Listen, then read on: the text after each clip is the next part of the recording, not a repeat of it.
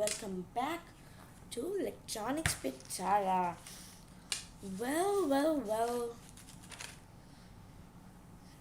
this is me, Aditya, hosting live this rocket launch for you guys.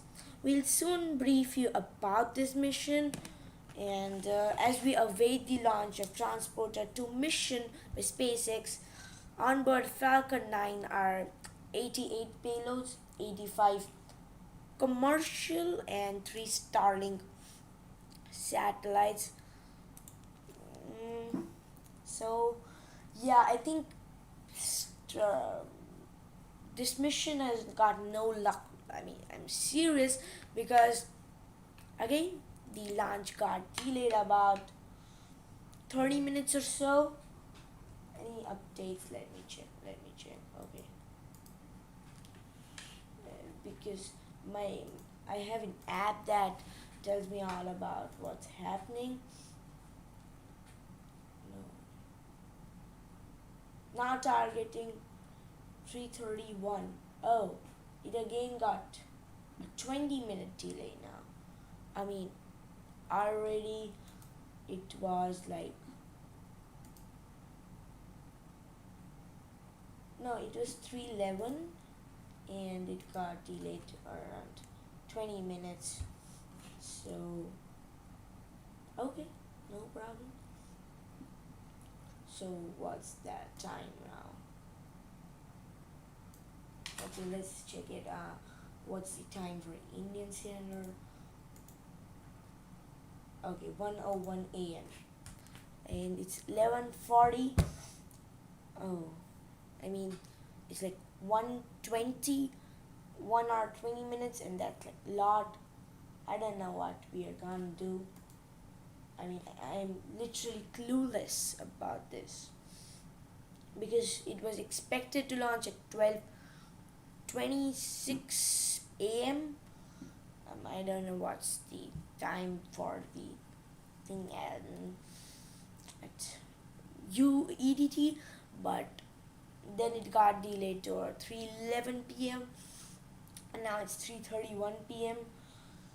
Hopefully no more delays or scrubs because yesterday at the last moment a plane invaded the range and it's made the range no go, and it's the last backup opportunity today, and like they have only 58 minutes and they already delayed it by um, almost almost 40, yeah, 40 minutes or so, maybe 36 minutes. So more tomorrow they can just do it 22 minutes more extended, but that will just make the stream go worse. mm, okay, I think we have any viewers, so maybe put it down in the chat if you want me to mission brief you right now, or maybe take a break, come back. I mean, I started almost 6 minutes. I mean, starting soon. 6 minutes in the stream, I started talking, but now the mission is delayed. So basically, it's utter nonsense. I mean, can't help but yeah, maybe some updates on the space type. So one update, Virgin Orbit made it. What's the update on Virgin Orbit? Yeah, what's the update on Virgin Orbit? Yeah, so it successfully launched its first commercial sat and first commercial mission was successful. It made it to orbit, and I was watching every the astronaut. Mm, I didn't stream that particularly because I was at my friend's party, and yeah, big shout out to Red Skull Gaming, happy birthday. So yeah, I didn't want to miss that thing, dropping of the rocket, so somehow managed to see that, but yeah, I didn't cover that.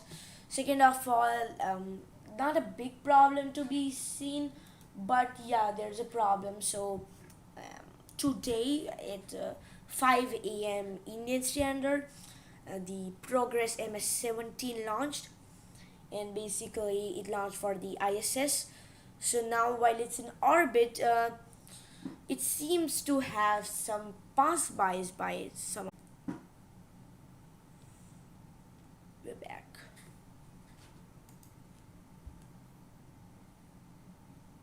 Yeah.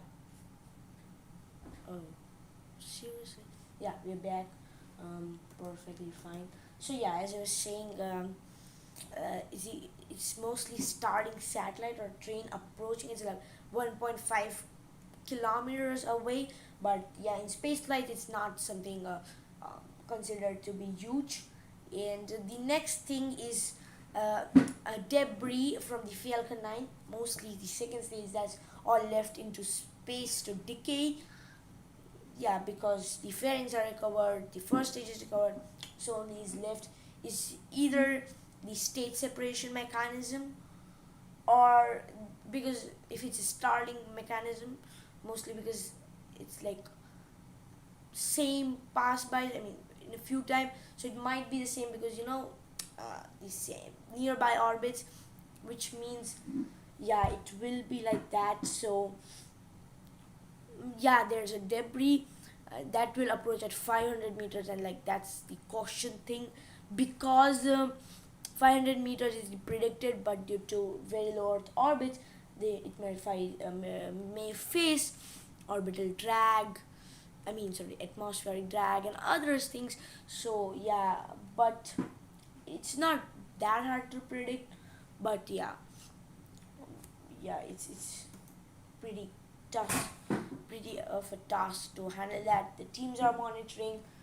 They are trying to, they're trying to basically, maybe tackle that debris, because mostly Starlink can avoid that, because Starlink have an automatic mechanism or automatic software that system that basically collision error is zero there, like it's negligible, so it will automatically raise its orbit or maybe do some maneuvers. And as of the debris, maybe the progress spacecraft will have to do something. It's on its way to a rendezvous and approach the ISS on 2nd of July.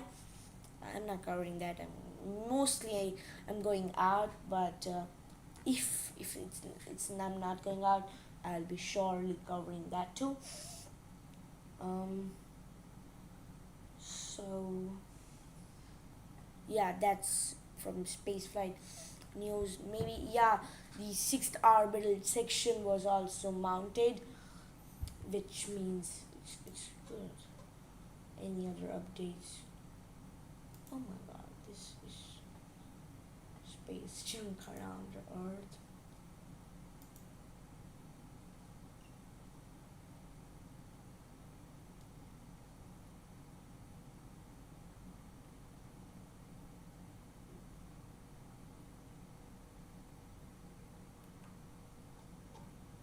Okay, we'll check out on Twitter if there's any news. Checking first. To be like that, this one was its success.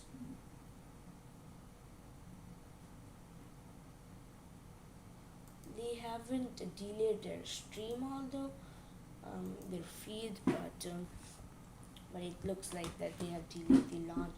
Maybe they soon change their timings, because it's 12:25 a.m. The flight path is a little different today. We haven't returned to site landing or a land landing on its specific landing zone. Maybe I'll show you any infographic I got on that.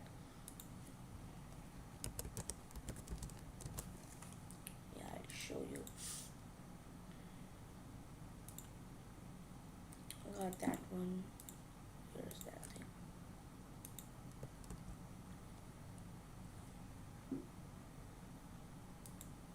Yeah. So this is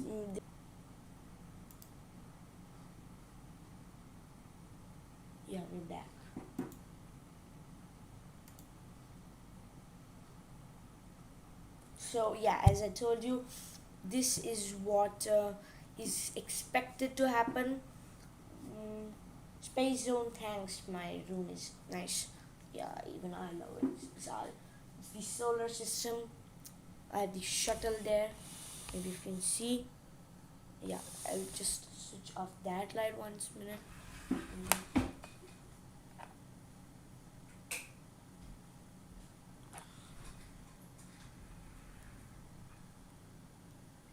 yeah, so if you can see, yeah, that's the shuttle. I mean, not exactly like a shuttle, but yeah, it's based on the shuttle, and the rest is atmospheric clouds. Well, any updates on SpaceX thing? We check for it.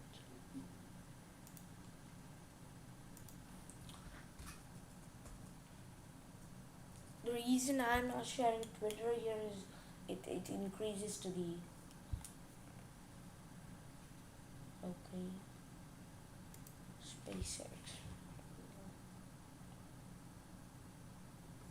Perfectly fine, no problem. So SpaceX is targeting 331. कितने time बाकी है launch के लिए? Space Zone, sorry to say, but the launch is delayed up to 1:01 a.m. So it's like 3:31 p.m. EDT, or what's 3:31 p.m. EDT into UTC? Because I am not sure about that. So it's like still around an hour or so. So yeah, 7:31 UTC. It's like an hour or so. Um, or most probably. So what are we supposed to do now if it's like 1 hour to go? Literally, I am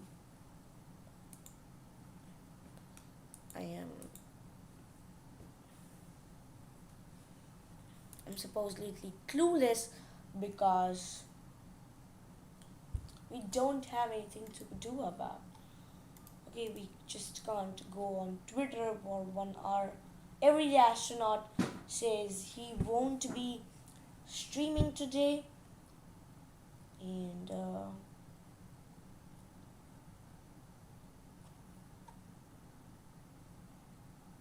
yeah, there's something that Starship based team at Starbase just tagged the methane portion of booster 3 atop the already completed liquid oxygen section. This will be the first orbital class booster to undergo testing and will do so at pad 0. So yeah, the BN3 is not flying. It's just gonna be tested out. Uh, yeah, because I don't know why, or is it BN2? That's but because booster number 4 is flying. That's all we got to know from now. So yeah, in their study methane portion also. So yeah, um, here's some of the weather. So yeah, the weather is not good, not good. Like there's a lot of clouds on the launch pad and around the launch pad, while the Falcon 9 looks good. Uh,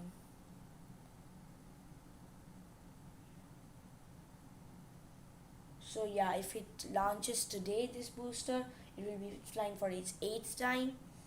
Uh,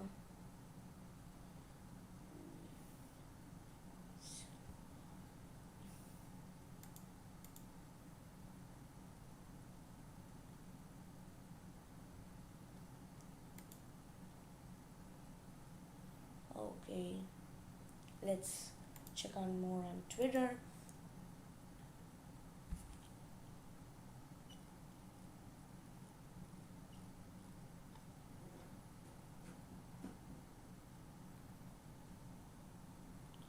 Okay, so today these guys, to Virgin Orbit, dispensed its satellites, and yeah, they shared some visuals of it. It looks cool to see space flight being accessed by all. Um, okay, any updates on transporter too?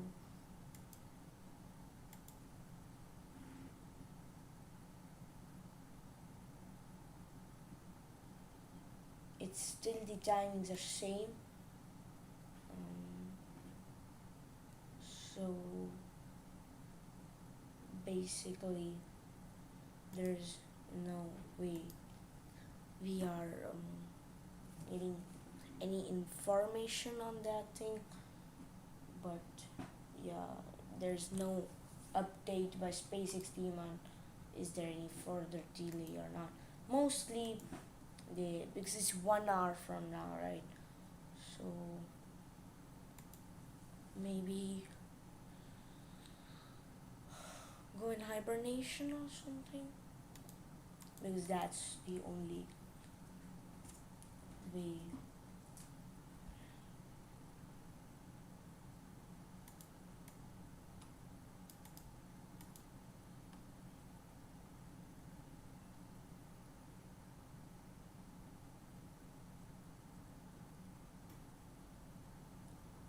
That's the only way we can cover up.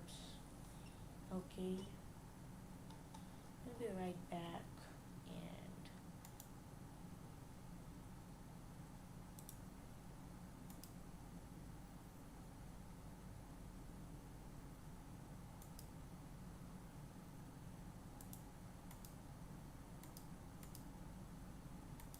okay, let's see if there's any chat. You can put your questions down.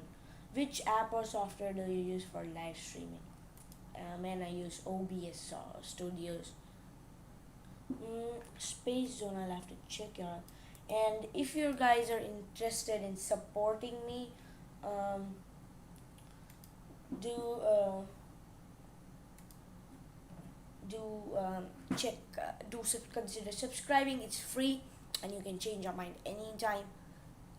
If you're enjoying this stream, hit the like button, and well, if you consider sharing this with your friends and space geek person people, it will be nice. They'll also have a good time watching. And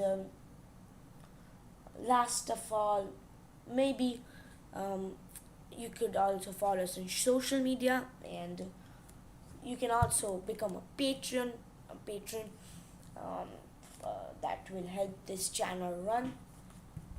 So yeah.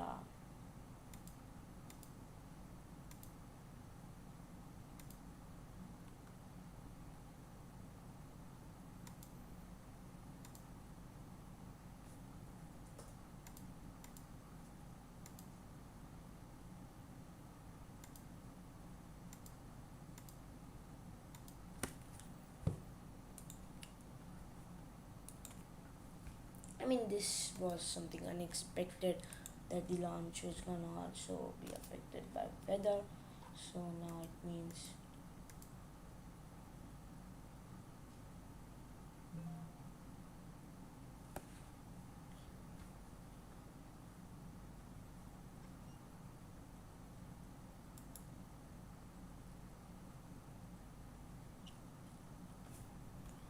let's see what we can do. Maybe put up Twitter here.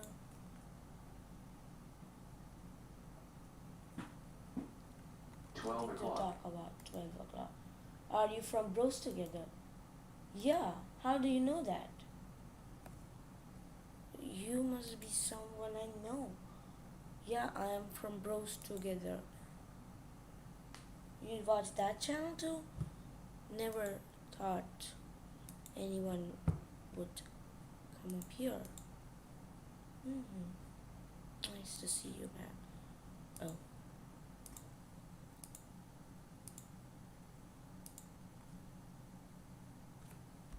How do you know Bros Together? Consider becoming a patron, guys. It helps your channel to run. and I'll be right back. Bye, guys. See you in another. I knew when you subscribed me. Oh, a long time ago? Cool. Can you put a link to your channel? Because I'm having a hard time finding your channel on YouTube. Maybe I'll have to check my other accounts, subscriptions, and that will be something. No, I don't want to do that. So maybe put a channel link. And yeah, I think we should talk on camera. Okay.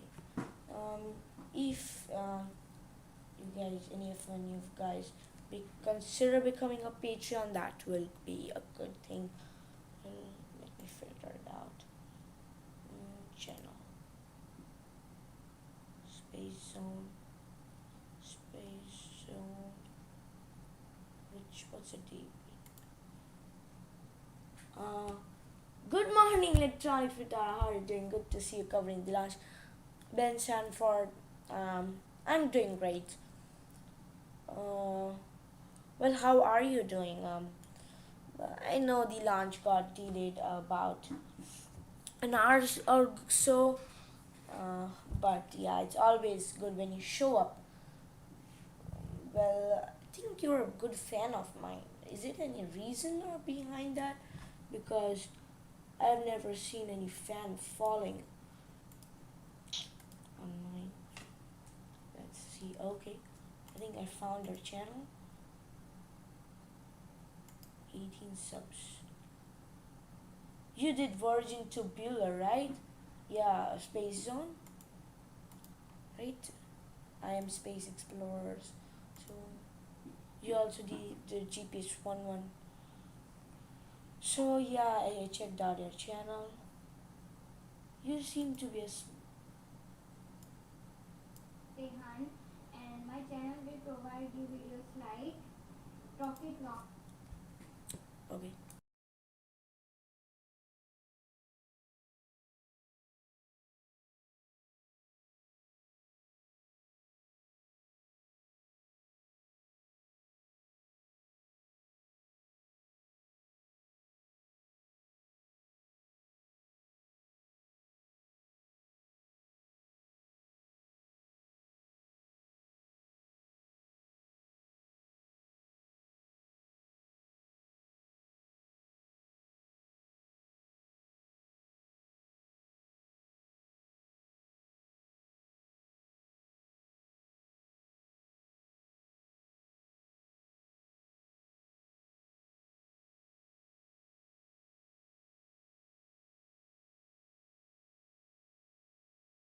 Okay, so you seem to be a young Indian kid, like me. But you think you seem to be younger than me, Space Zone. Well, good. I saw your channel. It was good. Some of the launches were like just mine. This is what I covered. Ben Sanford got your point. I like what you're doing. Keep it up. Well, the reason I haven't started briefing you about is because just before the launch, 40 minutes before, we'll start our briefing. Cause it's not a big briefing, but uh, not small. Like take up to 40 minutes to explain everything. So maybe like it's 20 minutes. I think we should go to Twitter. I mean, I am in the for searching Twitter because I don't know why, but I think we should see Twitter.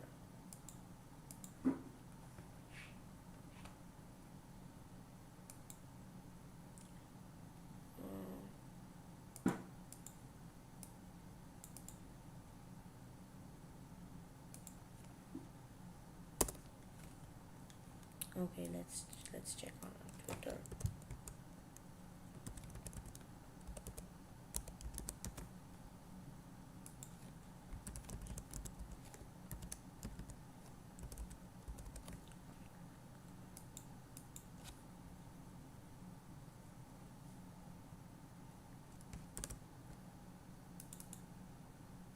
Are you on Discord? Yeah, we have a Discord server. You can join there. Um,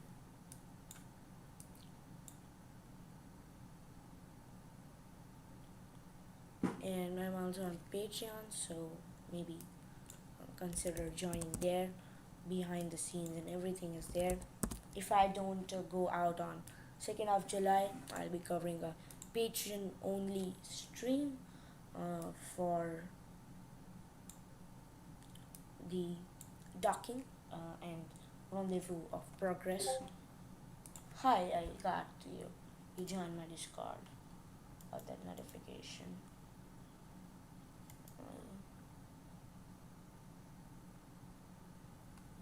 Space Zone. Hi, welcome to Discord. Mm, well, I'll give you a good role soon. Hope all is fine here. Oh, okay. Reloaded Twitter, but I think we'll have to go to. We'll have to open it up in Chrome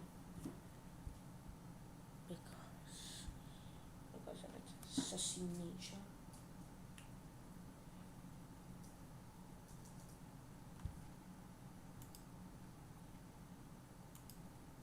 Okay, I think we'll open it. What the hell just happened? Something doesn't happen. Perfect. Okay, I think we'll delete Discord. Not Discord. I'll remove Twitter and open Chrome Twitter because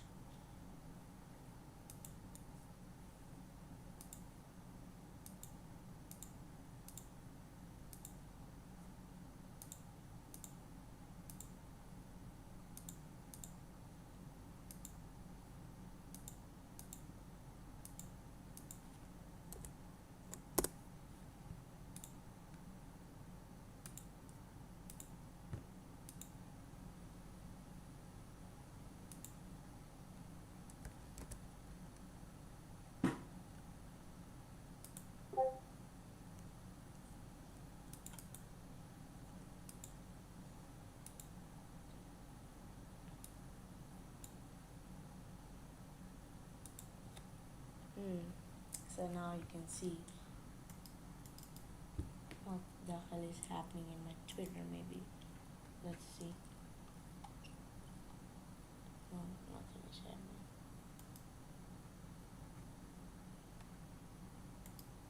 So yeah, one recommend.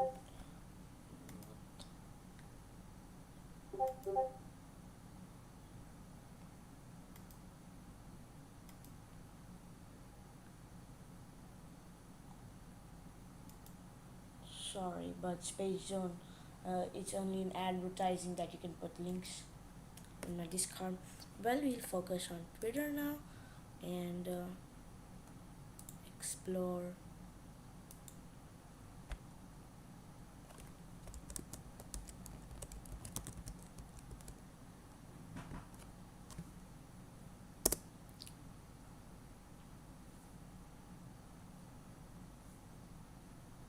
Yeah, so Virgin. Okay.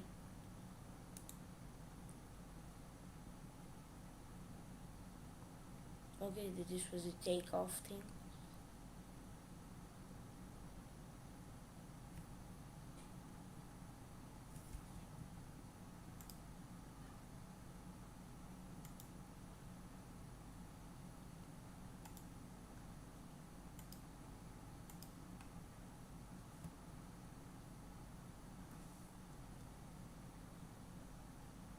Okay, this is something cool. They also have there's something from for deaf and dumb people. This okay. This is launch or one way release, and that was the best part out of like the launcher being one release.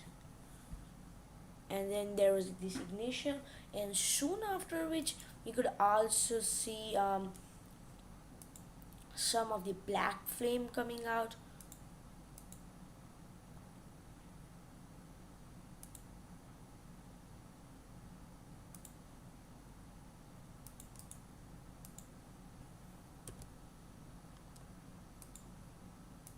Okay. And this was the Progress launch. The Soyuz Progress being launching.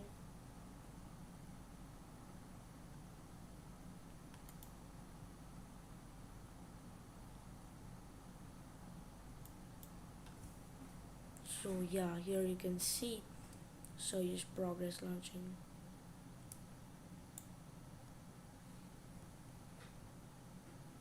And this trench is so cool. I mean, we don't get it to see in Falcon 9, but we do get to see in Soyuz launches, which is something cool.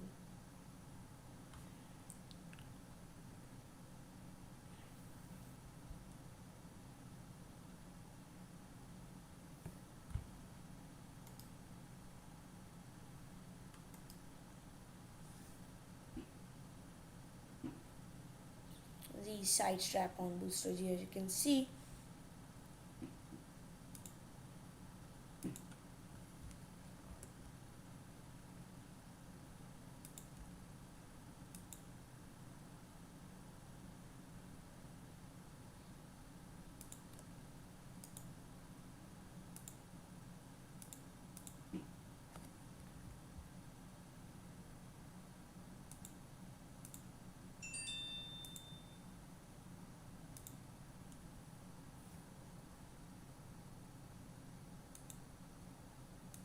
Okay, stop this. So yeah, we get a lot from Crispy, and we got to jellyfish bloom during this dawn launch.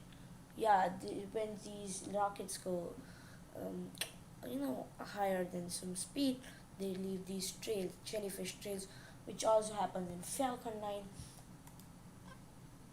Okay, there's some updates. Don't say me the launches. Space Zone, if you can follow us also, that would be good on Twitter. I know you liked our tweets. Um, but because there's some update maybe. And launcher one relativity space. Uh, okay, so yeah, they recently announced their Terran R. Um, so now they are taking, they're announcing a new factory headquarter. It's 1 m square million square mile square 1 mile square foot factory in Long Beach to scale production. 2,000 employees, metallurgical labs, um, the machine shops, DMLS printers, mission control center, all of that. Like it's not some place where space flight happens. It's more like populated area, but factories. Even SpaceX has their factories nowhere near something. Okay, they assemble it. That's a different thing, but yeah. Credits all photo credits go to Crispy NSF. So yeah. Yours is didn't R maybe scale, but yeah, they just scaled down the Falcon, the Starship, the ultimate Weaver player.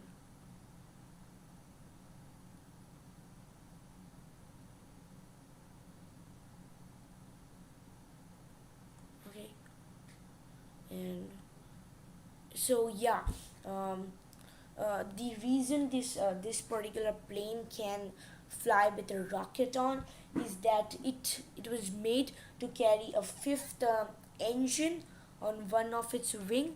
So instead of the fifth engine, it just carries that rocket. Uh, so yeah, Starlink 1691 satellite and fragment of Falcon 9. As I told you, it's a little conjunction, uh, with potential conjunction. So it's Roscosmos is concerned, and departure Cygnus SN15. What's a Cygnus SN15? NG15? No.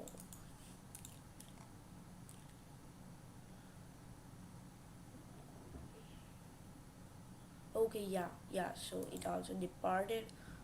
Uh, okay, that's okay.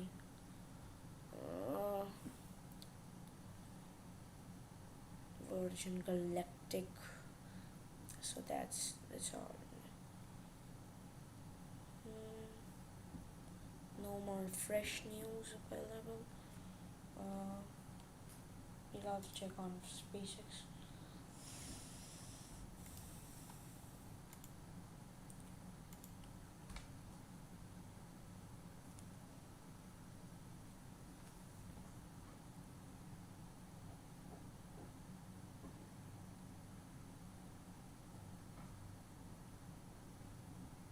Okay, so mostly we are doing it at 1 p.m., uh, which is still a long time to go.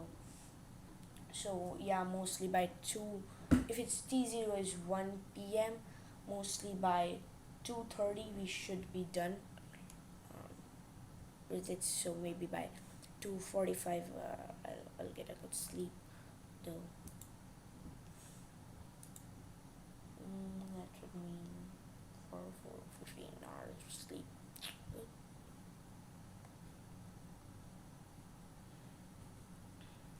Tori Bruno is a lot of active. Okay.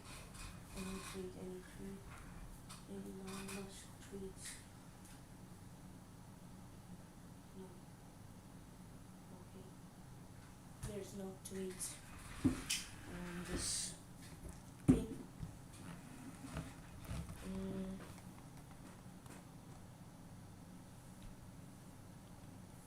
Mm, mm-hmm. Well, I'm thinking of doing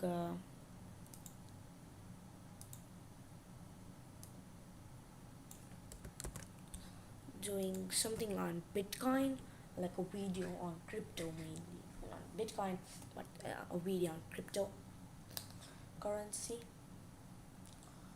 Oh God, I need water. It's all talking for hours or so. Okay, now they updated. It's 1 p.m. that they're starting.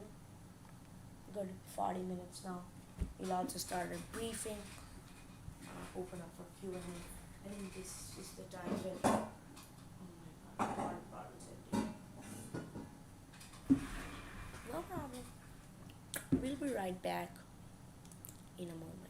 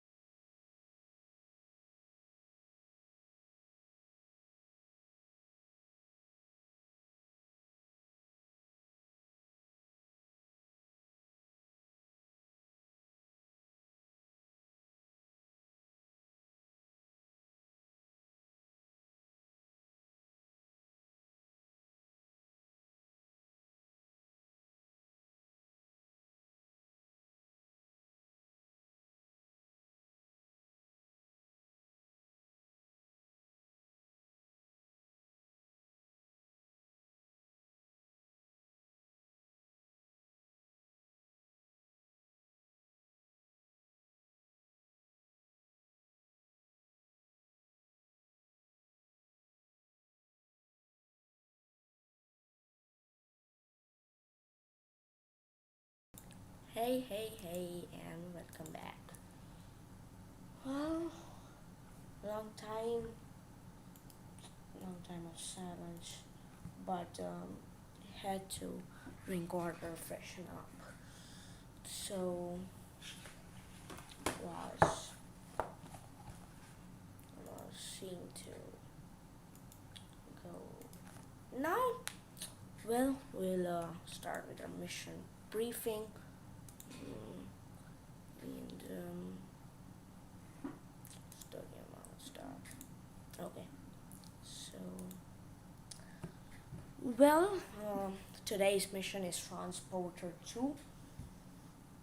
By mission, this mission is a dedicated rideshare mission by SpaceX to the Sun-Synchronous orbit with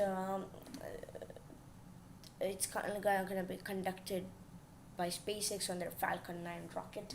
The Falcon 9 is a partially reusable two-stage rocket. Um, so yeah, on board will be 88 satellites or 88 payloads in total.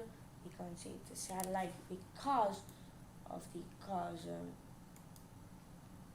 While I'm briefing, there's no one viewing. When there's be right back there, there are a lot of people viewing. I don't understand why. Okay, we'll try to do this thing. No, we just focus on a briefing. So, 85 commercial payloads and 3 Starlink satellites. Now, the way I'm saying 3 Starlink satellites, although they are commercial satellites, but they are owned by SpaceX. I mean, they manufacture. It's their own payload that they're sending. And yeah. So, first of all, let's see what all is going. I'll show you first all that's going today to the synchronous orbit. So let's get you briefed. The first satellite that's gonna go today is NASA's Space Base 1, which is a 6-unit CubeSat. So yeah, it's a 6-unit CubeSat you can see here. And to test technologies, next there is a Satellogics new sat 19. Wait a minute, let's be right back.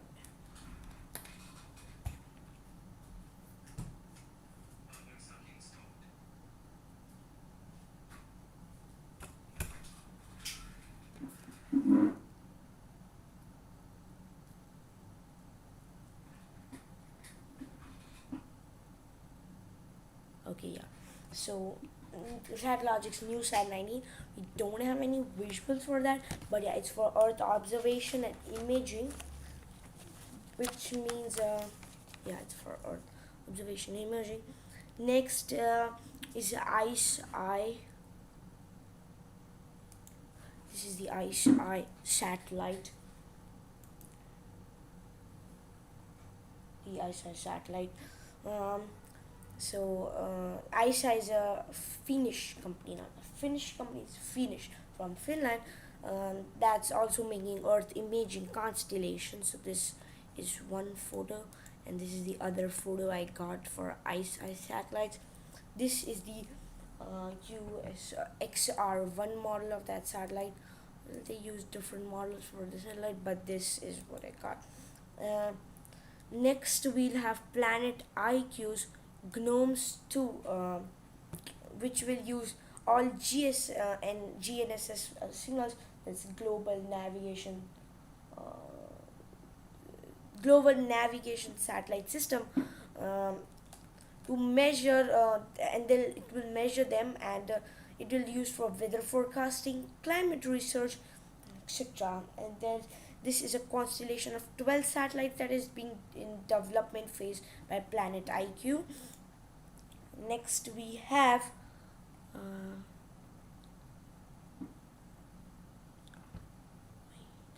yeah, Duyak 10173, and that is an IoT satellite. for low Earth constellation. Don't think we also have any visuals on that. Um, but it's a 28 satellite low Earth orbit constellation by EcoStar Global. Um, and then we have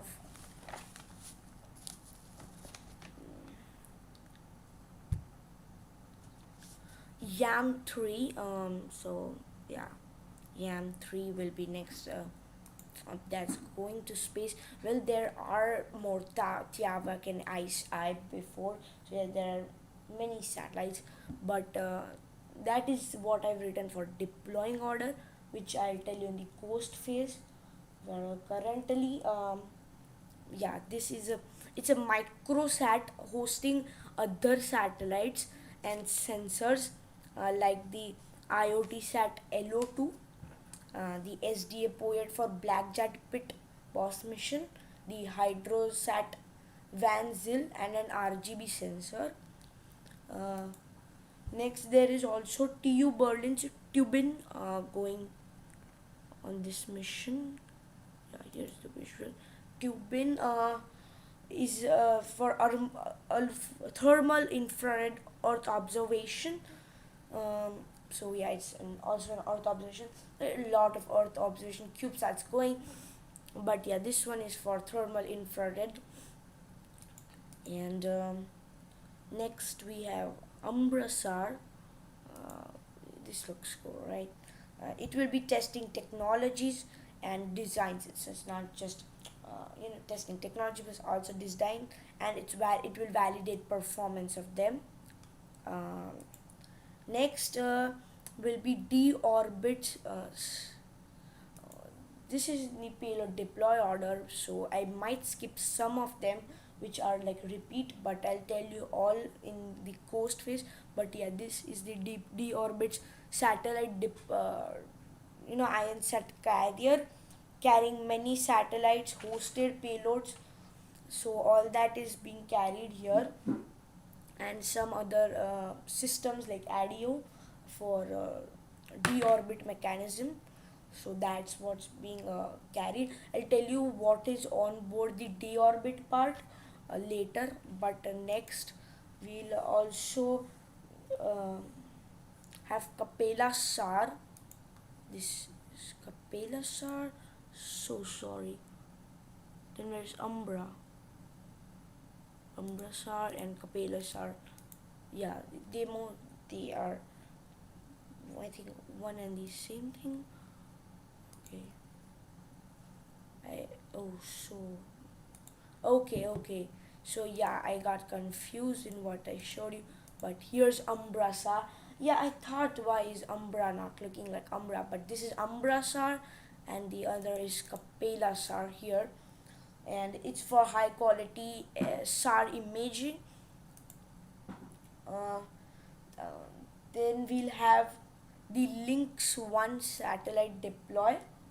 Uh, this is the Lynx 1 laser in space communication for satellites and ground stations.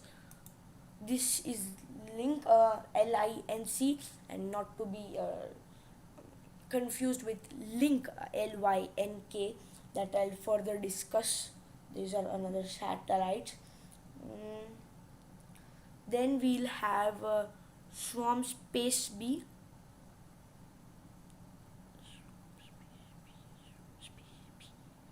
Swarm Space B, where are you? Okay.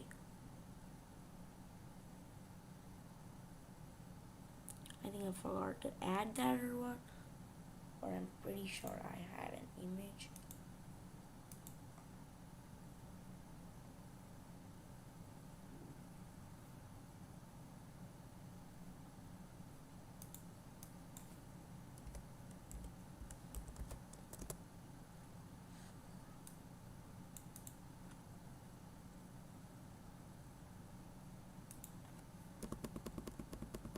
Okay, let me check if I have any visuals for that now.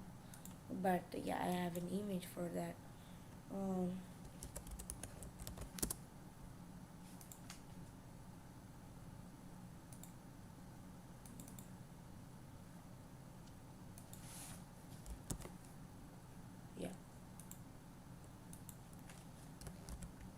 So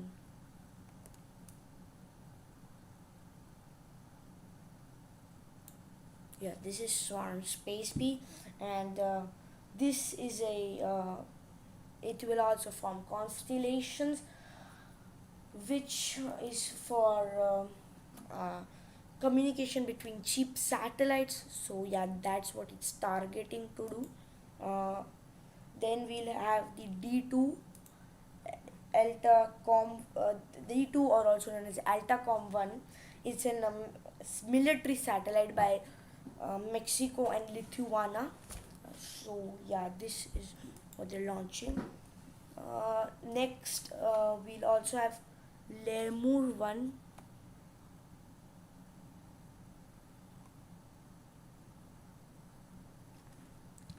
It's for remote sensing. I'll see to if we have any visuals for Lemur.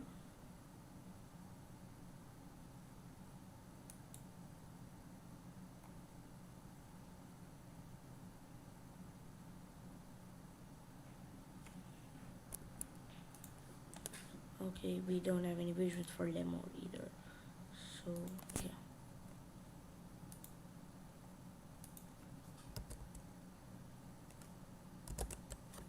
No, we don't have Lemur available. So yeah, I'll show you. Because I have a lot of images, maybe I forgot to add them or what. But yeah, let it be. Lemur.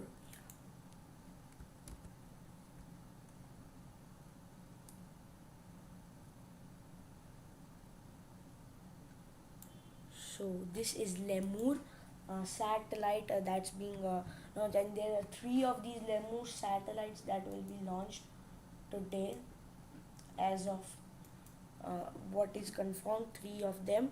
I think two is directly being dispensed, while one is from Sherpa. That's from Space Flight Inc. They have space tugs, right? So that's. Uh, then we will have Yam Sat, another Yam Sat, but this is Yam 2, which has some different satellites on board.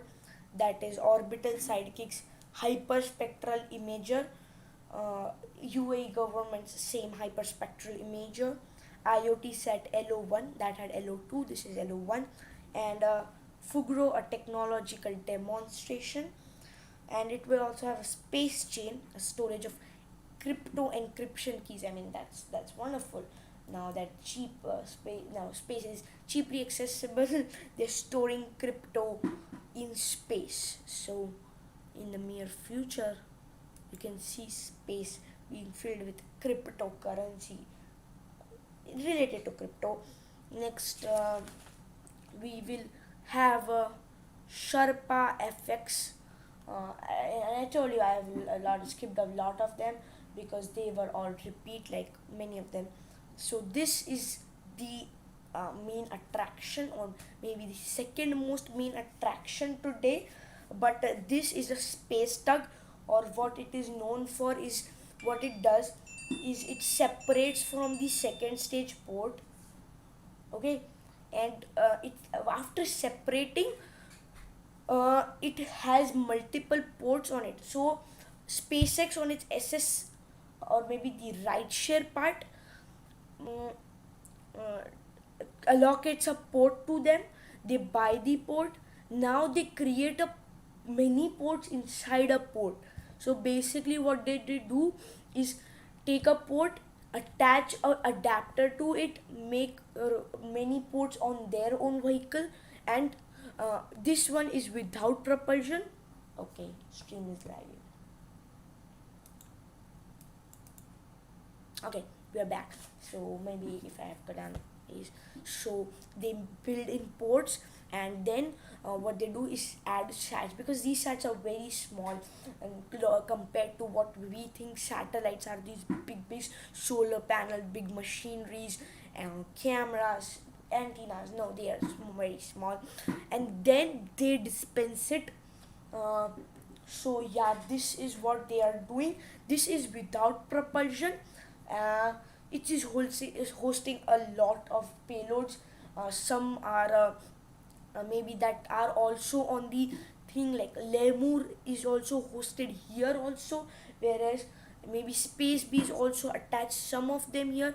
Well, this is we have some contradicting information, because SpaceX has written in their launch profile that they'll be launching Space B, whereas some sources give it that the Space B is on their rideshare program, Space Flight Inc. This is from Space Flight Inc., the Space Tug. Next will also be LTE 1, Sherpa LTV 1. So this is another space tug. You can see it clearly shows how many of these ports they create inside a port, but this one particularly has a payload. So yeah, this will have propulsion for orbit change to deploy sats. Maybe it will increase their payload deploying orbit, sorry, or it will decrease the deploying orbit for the satellite to work properly.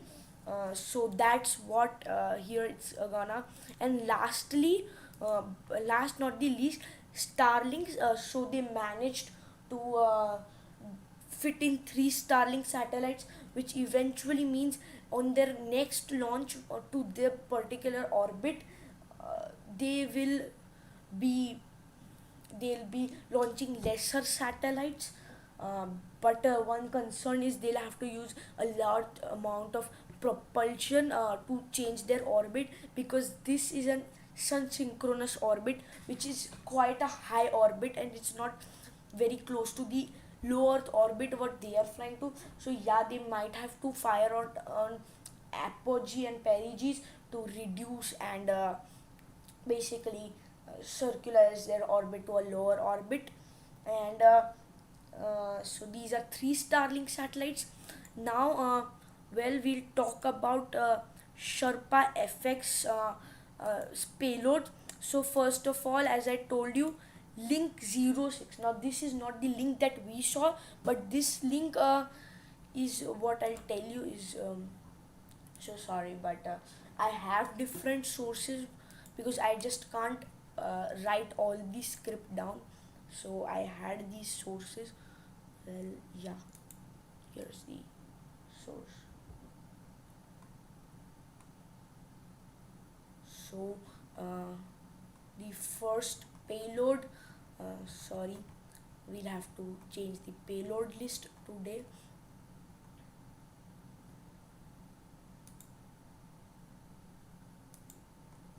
Yeah, so first of all, uh, I think, yeah, link 06 is here. uh,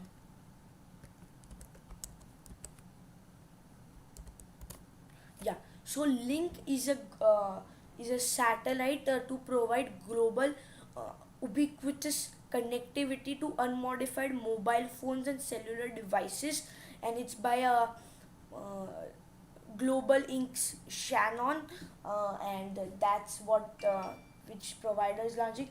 And yeah, soon the feed is gonna come in, so stay tuned. Next, on the Sherpa FX, we have the TagSat 2, and yeah, the TagSat 2.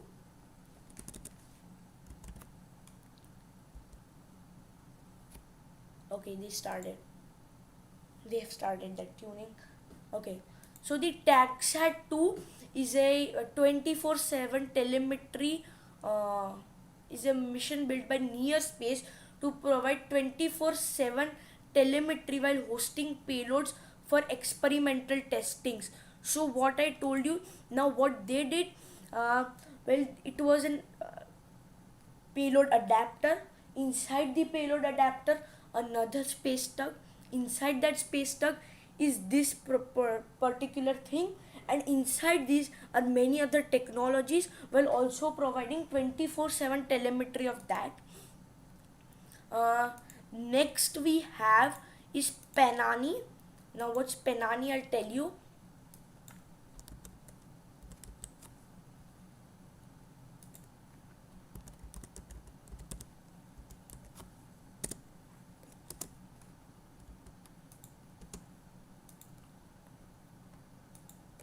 Okay, Painani 1 is a experimental nanosat developed by Secretia de la Defense Nacional. It's a Mexican defense agency, uh, and it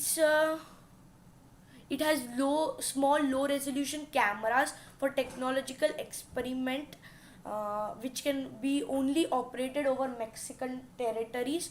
So yeah, and as I told you, we'll still have a little bit of time, so I'll start explaining you. I'm still explaining, so stay tuned. And it's improving digital signal processing. There are experiments to improve digital signal processing, uh, and earth station softwares. So there are a lot of experiments, because the size you can see, it's not a 10 centimeter by 10 centimeter. So basically a CubeSat is something that has 10 centimeter by 10 centimeter by 10 centimeter dimensions, and inside that, I mean, you can put many of them, and that forms maybe nanosats and other maybe payload configuration, and that can be released, because just a 10 by centimeter cannot have many antennas and all, which the which all combined can have. So this is Penani, mostly this is the Penani 2. uh, the next thing we have on board is the cluster 3. uh, cluster Yeah, cluster 3 is Hawkeye 360's next generation satellite constellation, which detects and geolocates radio frequency signals. Uh, and this is for maritime domain awareness, national security, and environmental protection, and more.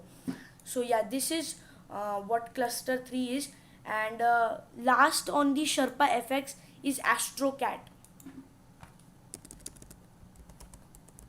So AstroCat will be launching 5 IoT nano satellites to its constellation. So yeah, as you know, it's for IoT, but its main purpose is to form a constellation that will help companies to track IoT asset in some world's remote regions.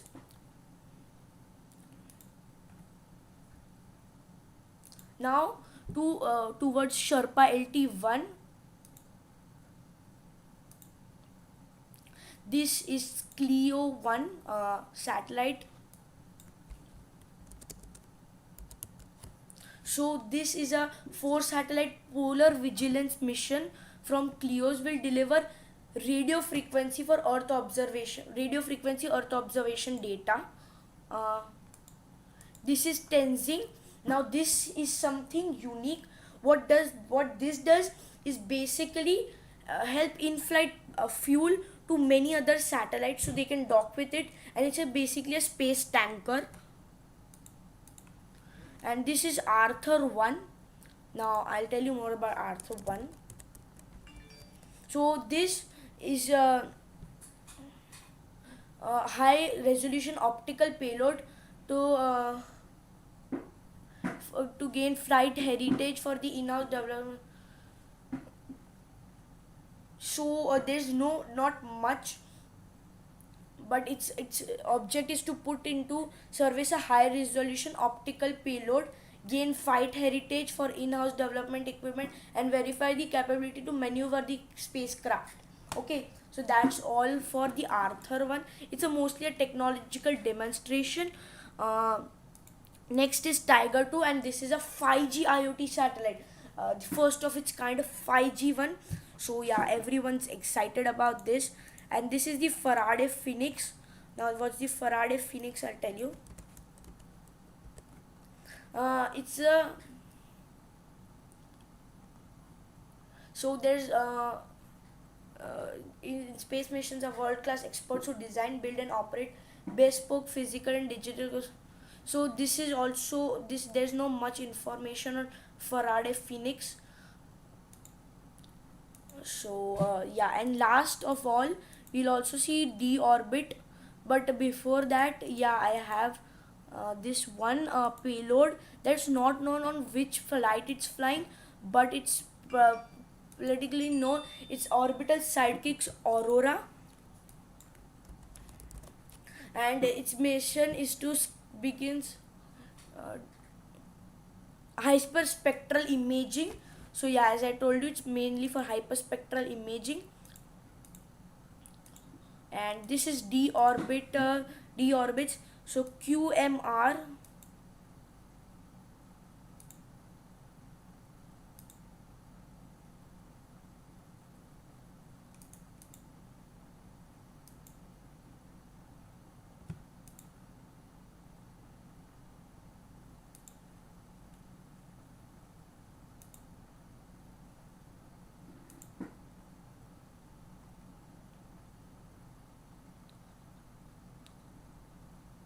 Okay, so yeah, as I was explaining you deorbits. So first of all, I think yeah, this is QMR. Uh, this is from Mexican, I think from Mexican or from Royal Thai. This is WQ. Yeah, this is one is developed by Royal Thailand Air Force or maybe military. Yeah, it's related to Thailand. This is Ghalib from UAE and Napa also from UAE.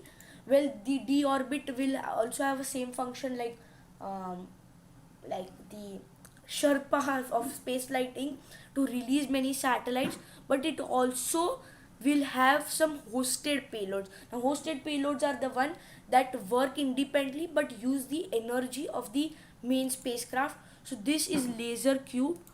Uh, Now, Laser Cube is an optical communication designed by Italian Stellar Project.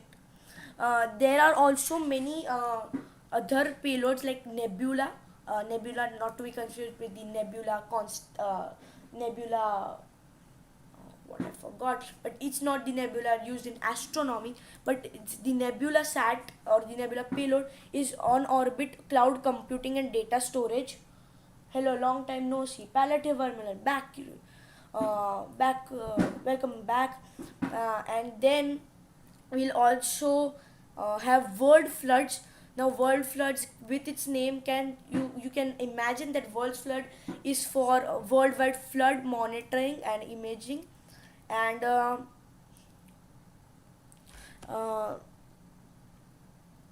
yeah, it will also uh, it will also conduct an experiment developed by search for extraterrestrial intelligence by transmitting simulated alien messages to radio telescopes around the world to gain insight on what's the possibility to communicate with other kinds of life in the universe.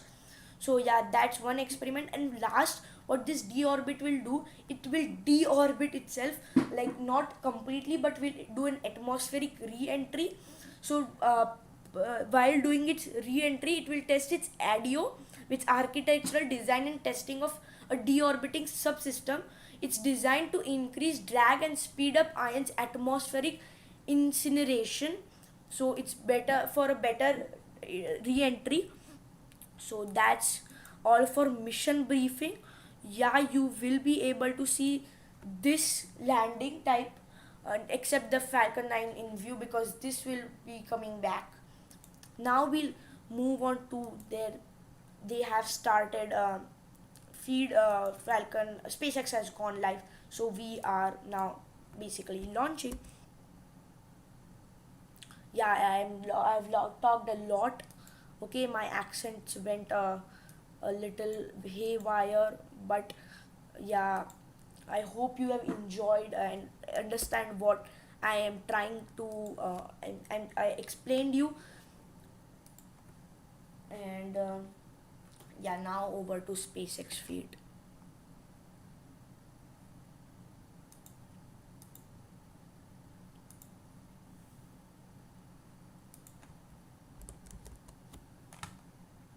Here, the strong back will begin to open up its clamp arms, and once open, it will begin to retract away from the rocket to its pre-launch position about 2 degrees away from the vehicle.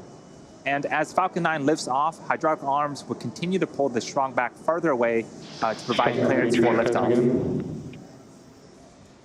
So there was the call out for the clamp arms to start opening up. They are situated right at the bottom of the fairing there.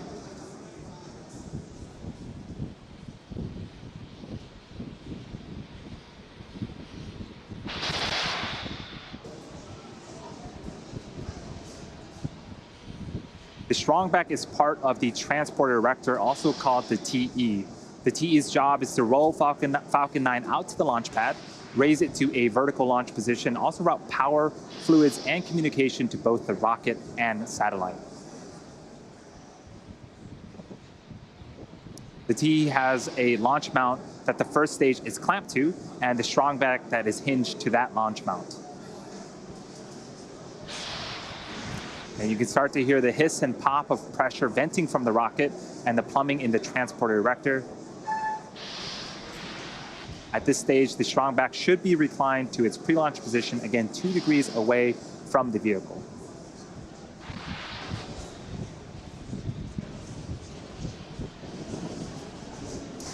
We are just over 3 minutes until liftoff. The vehicle remains in good health. The first and second stages are almost fully fueled. Gaseous oxygen is also venting from the base of Falcon 9. That is the chillin of the Merlin turbopumps. About a minute before liftoff, you will hear the announcement that Falcon 9 is in startup, which means that the rocket's own internal flight computers are now autonomously controlling the launch countdown.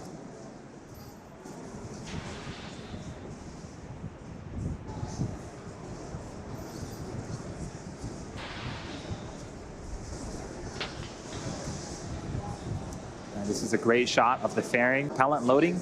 Falcon 9 is now fully fueled and ready for liftoff in about 1 minute and 40 seconds.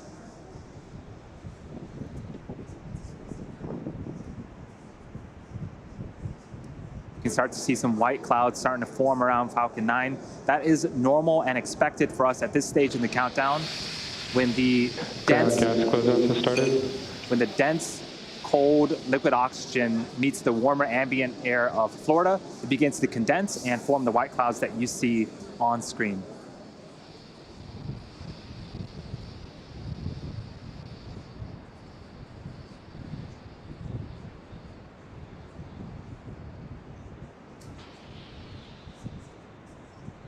Falcon is in startup. Falcon 9 is in startup. You can start to hear some of the cheers here in Hawthorne. The first and second stages are beginning to pressurize for launch.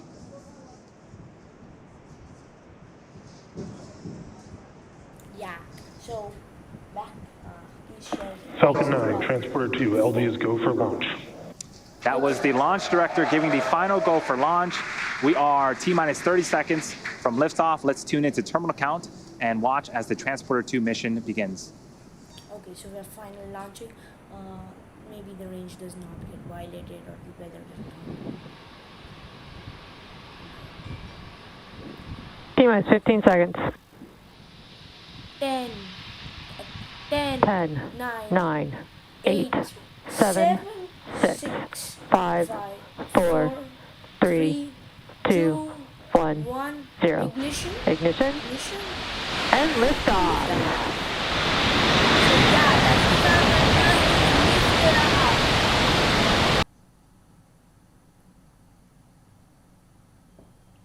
Q. That should be coming up in about 20 seconds. Max Q is where the vehicle will experience the highest amount of aerodynamic pressures. Falcon 9 is supersonic.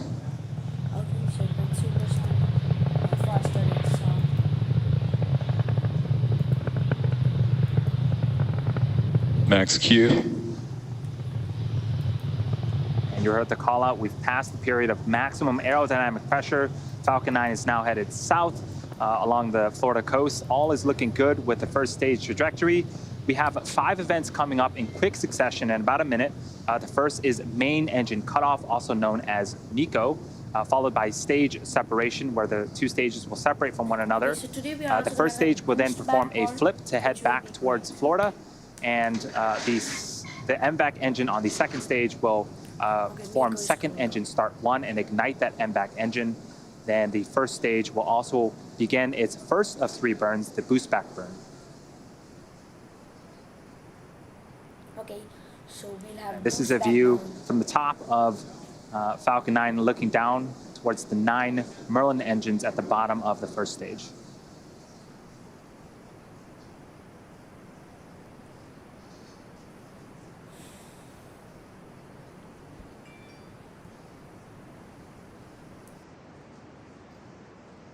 Stage separation before. Yeah, Miko is coming up now. Miko is confirmed mostly. Stage separation confirmed. Okay, so yeah, very good. So stage separation confirmed. And yeah. So that thing that you could see that smoke for some time. Yeah, that was because it's an open chamber combustion cycle. A little bit fuel is. And there you saw on screen we had successful stage separation. The first stage started performing its flip maneuver. So now it will. And the boost back burn should be ending in about 25 seconds. So yeah, to return to land, it will have to do a boost back burn because maybe the landing side is a far bit. I mean the entry point is a bit off course, so it will do an entry burn. Landing a boost back burn. But yeah, it will do a boost back burn. Then while re-entry, it will do an. Stage 1 boost back shutdown. It will do a re-entry burn. And there was confirmation of a successful boost back burn. Again, that is the first of 3 burns for the first stage. Coming up next is fairing deploy in a few seconds here from the top of the second stage. So now for re-entry burn, what it does a supersonic. Burn separation confirmed. So yeah. Oh my God, that's a beautiful view of all these satellites. And off come the 2 fairing halves, and they have separated and fallen away from the vehicle, exposing the 88 spacecraft to the vacuum of space. As a reminder, the recovery vessel HOS Briarwood will be attempting to recover the fairing halves today from the water. So yeah, now for that re-entry burn I was saying. So we are about T plus 4 minutes and 20 seconds into flight. We have a couple of views on screen. On the right-hand side is a view of our second stage Merlin vacuum engine, also known as the MVAC engine. It's currently in the first of 2 MVAC burns. This burn should last for until the T plus 8 minute and 24 second mark. About another 4 minutes left on this burn. And the next milestone will be for the first stage to perform its entry burn. That's what you're seeing on the left-hand side of your screen. Falcon 9 needs to execute an entry burn to slow itself down before hitting the dense parts of the atmosphere. And without this burn, relying on the atmosphere alone to slow Falcon 9 down would put unnecessary strain on the rocket. Vehicle is on a nominal trajectory.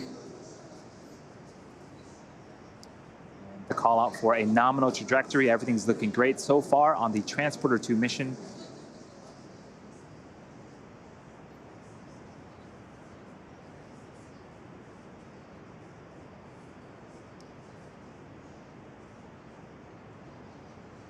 You also notice some honeycomb-like structures have deployed on the first stage on the left-hand side. Those are our 4 hypersonic grid fins positioned at the base of the inner stage. They help to orient the rocket during re-entry by moving the center of pressure. There's also some plumes of gas coming out. This is cold nitrogen gas, which helps with attitude control. Both are essential to make sure that we have a nice targeted landing back on landing zone 1 later on in today's mission. The second burn, the entry burn, is coming up in about 30 seconds. Watch for that on the left-hand side. So yeah, you can also see there's a speedometer of sorts on the bottom left-hand side. So it will do retro propulsion to mainly have the plasma take up the entry burn, so it does not burn up, and also it will also slow down as the first stage continues to make its way back towards Earth. So yeah, as I told you, it will reduce velocity. It will help it to suffer. Maybe just. Stage 2 FTS is saved. Stage 1 entry burn startup.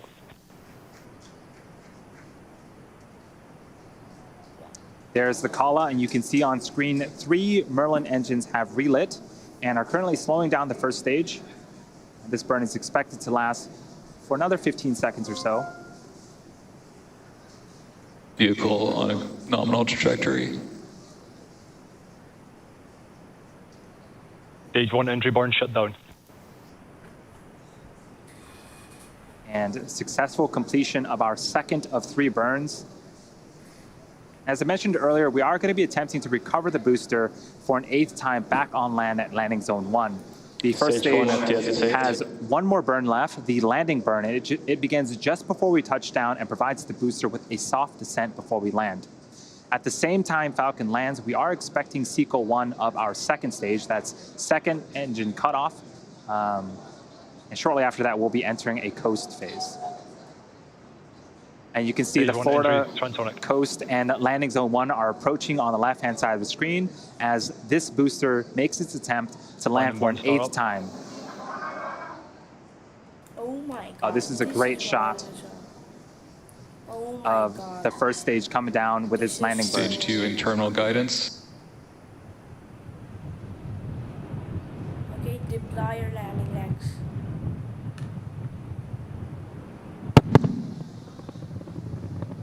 Oh my god, this is so cool. I mean, the land back to side landing. Stage 1, London leg deploy. Yay! It has landed successfully. I mean, I am That was so as smooth as I'd seen it. We had phenomenal shots all the way through the landing burn. You heard the sonic booms. This booster has landed for the 8th time. That is the 89th recovery of an orbital class rocket. Stage 1 nominal landing confirmed. And what a way to start Nominal off the orbit Transporter insertion. 2 mission. So yeah. now At the same time, we did have successful second stage, second engine cutoff, and confirmation of a nominal orbital insertion. We are now going to coast for the next 45 minutes or so while we wait for second engine start 2. Just a few minutes after that, we'll begin to deploy the 88 spacecraft on board this mission. We will see you back here around the T plus 53 minute and 30 second mark.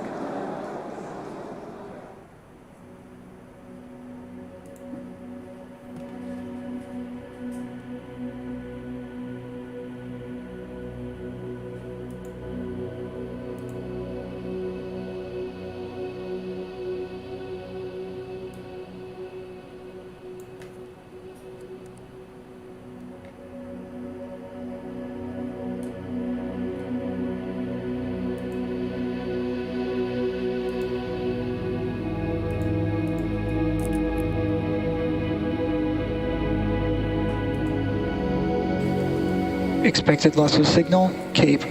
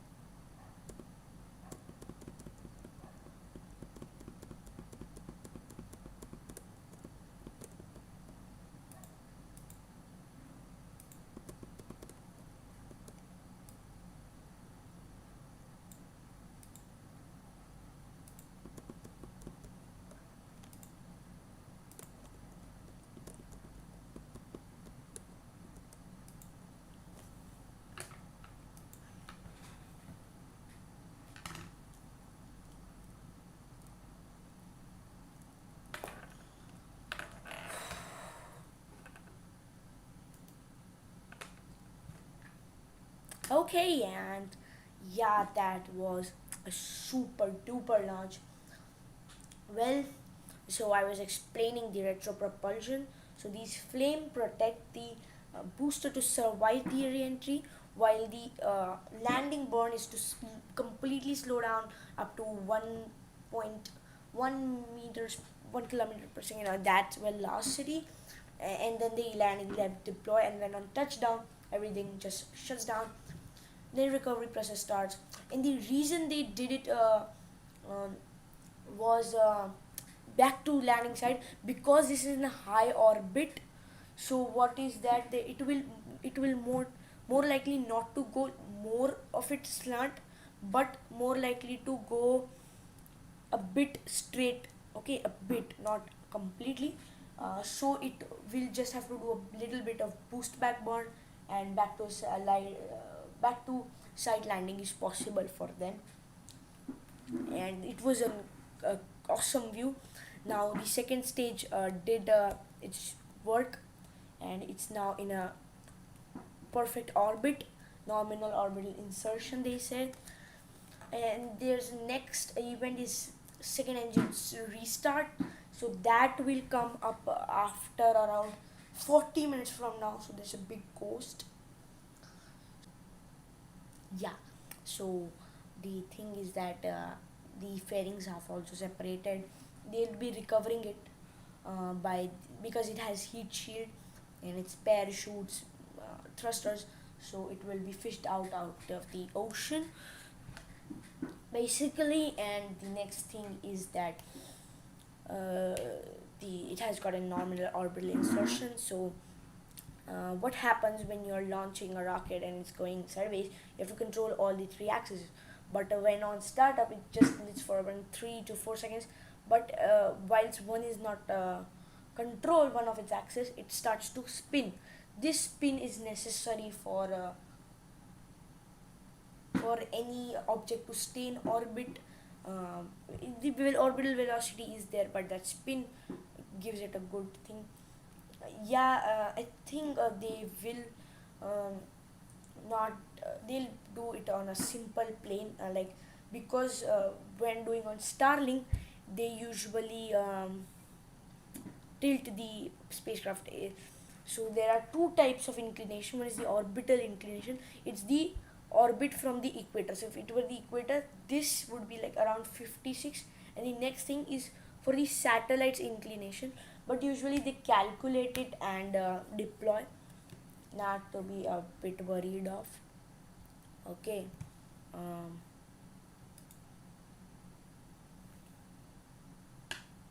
so yeah, that's the thing. Well, we'll be right back.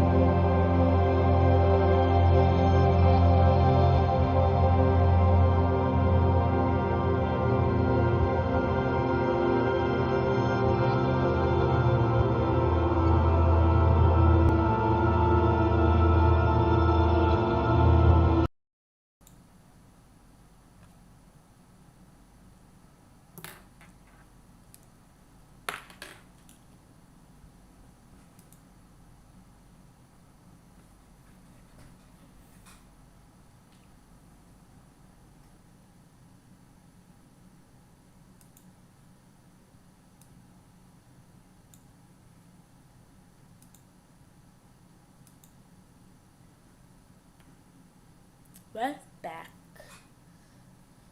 Welcome back to the stream, and yeah, here's the visual of the thing going. It's currently in coast phase, and I don't know what's the intersection about. Maybe that's the point they're fighting. I don't know much about that, but yeah, basically now we will talk about the payloads again, but this time in a more serious, not a more serious way, but I'm just gonna brief you about the order it's gonna being deployed, because there's a back-to-back deploying of some satellites, and some satellites are just 1 or 2 minutes away. The guys at SpaceX and their feed just does not make my uh, voice here, so I'm not blaming them, right? So first of all, well, the first thing that's gonna be deployed will be NASA's Space One. Here's Space One. Okay, wait a minute. Just give me a second. Yeah, here's NASA Space One. That this is gonna be deployed. And before we go further, consider subscribing, hit the like button, and share it with your Space Nerd fans. And you can follow us on social media as well. And consider becoming a Patreon. That helps a lot running this channel. So yeah, this is NASA Space One. Next will be next gonna be deployed is a Satellogic New Sat 19, which we do not have any infographic or any picture about that. Next will be ICE satellite from the Exoport 5. Now, what's the Exoport 5 will be only known when this thing happens.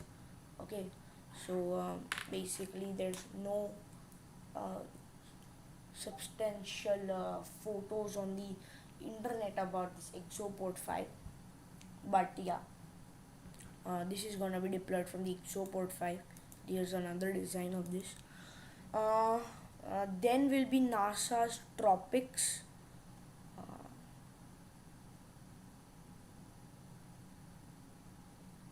yeah, yeah.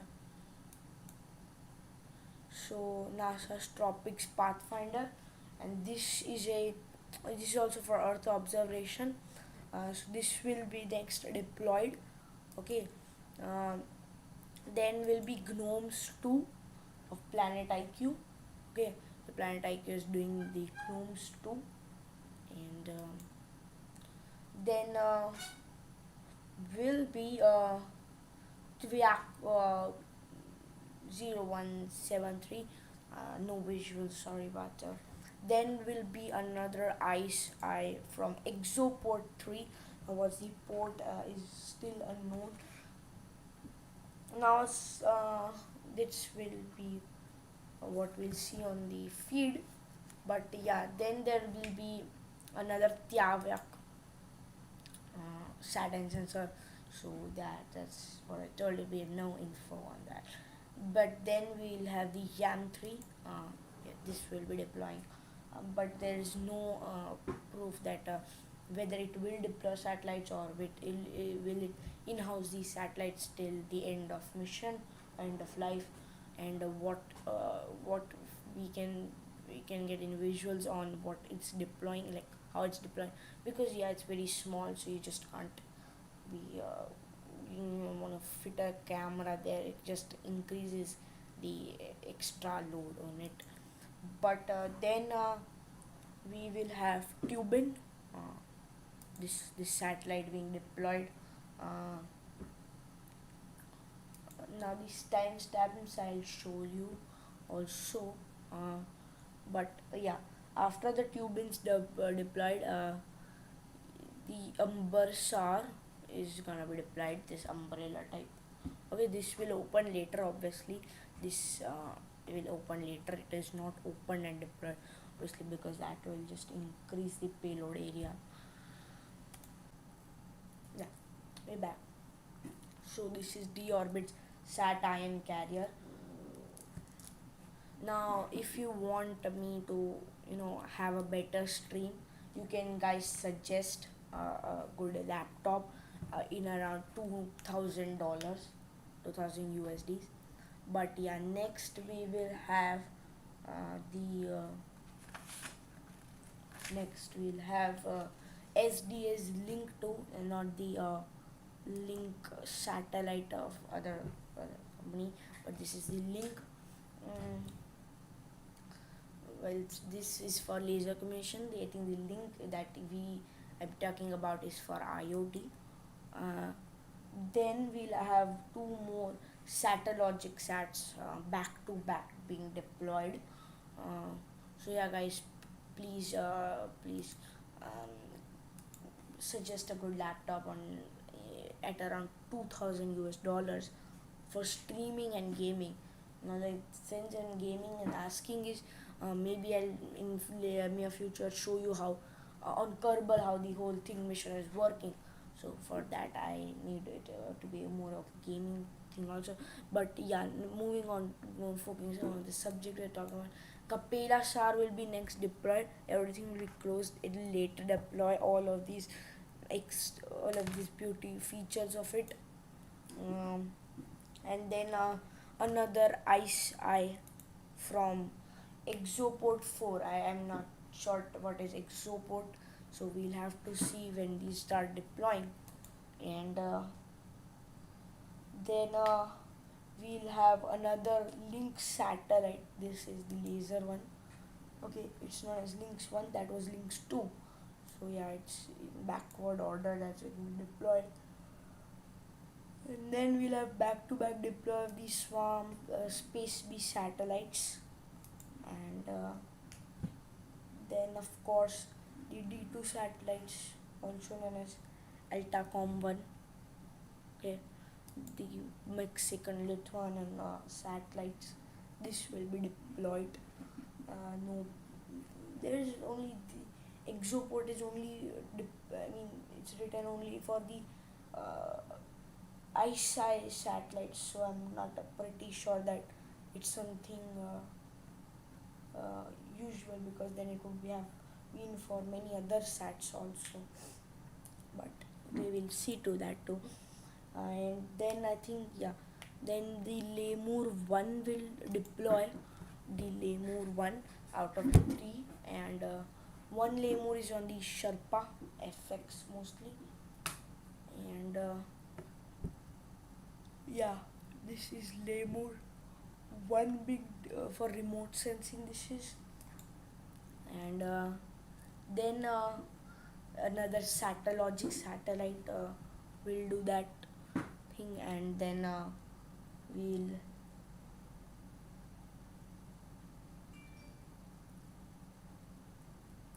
have the YAM2 satellite, or the sat holder deploy.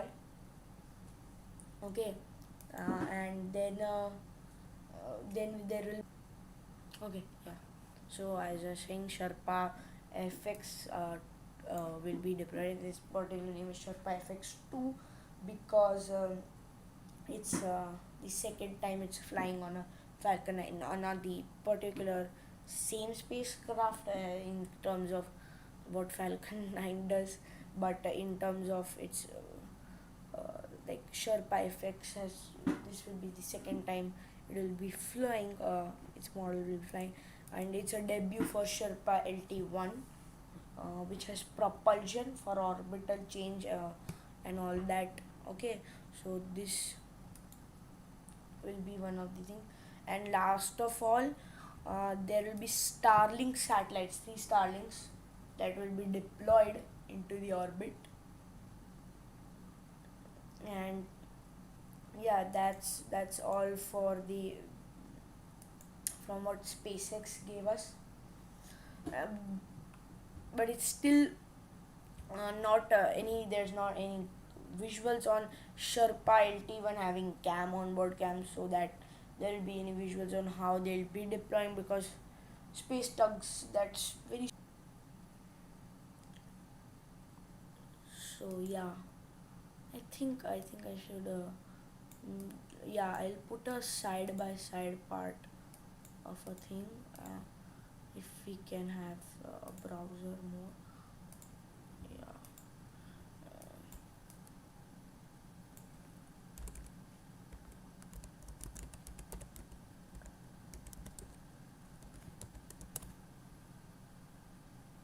Yeah, that's what I was thinking of.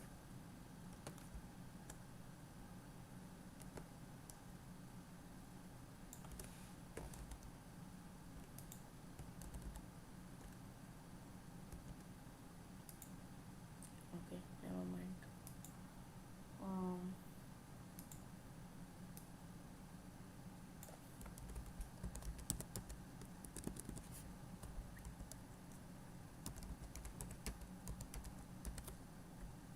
so yeah, it's almost, the coast is almost over. This time I think it does not feel that much. Okay, that it's taking long. But yeah, the last time I did, I mean the first time I did it was a kind of it was very hectic. I didn't know what to speak, because I was new to this part also. But soon you get easy up. Well, join our Patreon. Okay.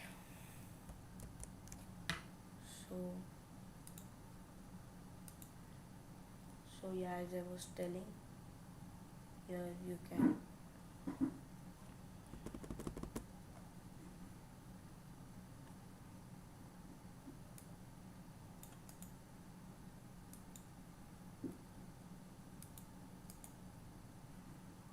Okay, wait, I'll not show you like this maybe.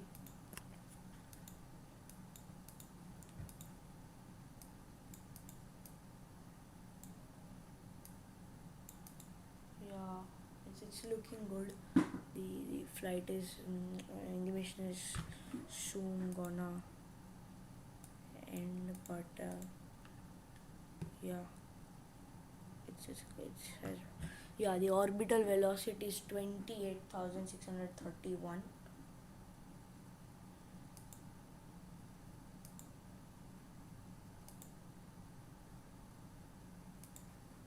That's what I read on the meter. Yeah, perfect. And yeah, before we just get into what's going on, I'll show you. I will show you what's the event list coming up.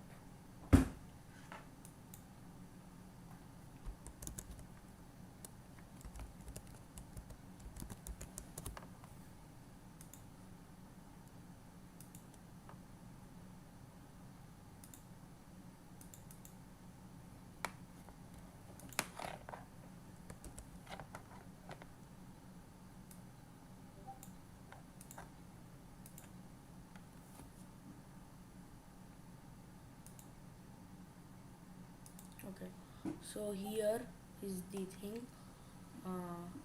Yeah, so at around 3 minutes after all that has been done, in 54 the second engine restarts, 54 the second one, and then NASA space.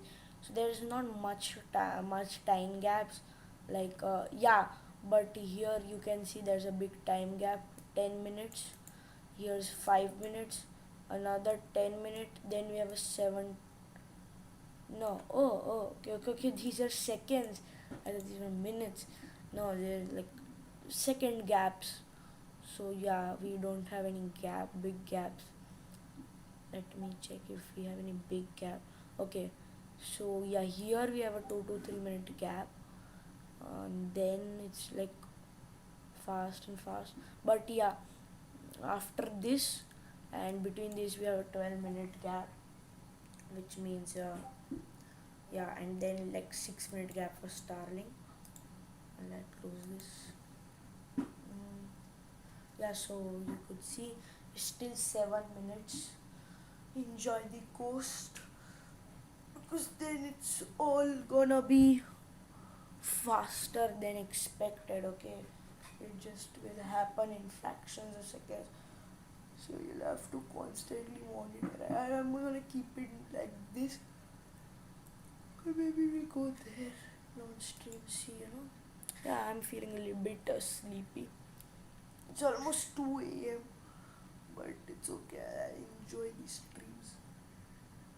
The best part of them is enjoying with you guys, learning new things, watching these payloads get deployed. But for that, you need to support us on Patreon, right?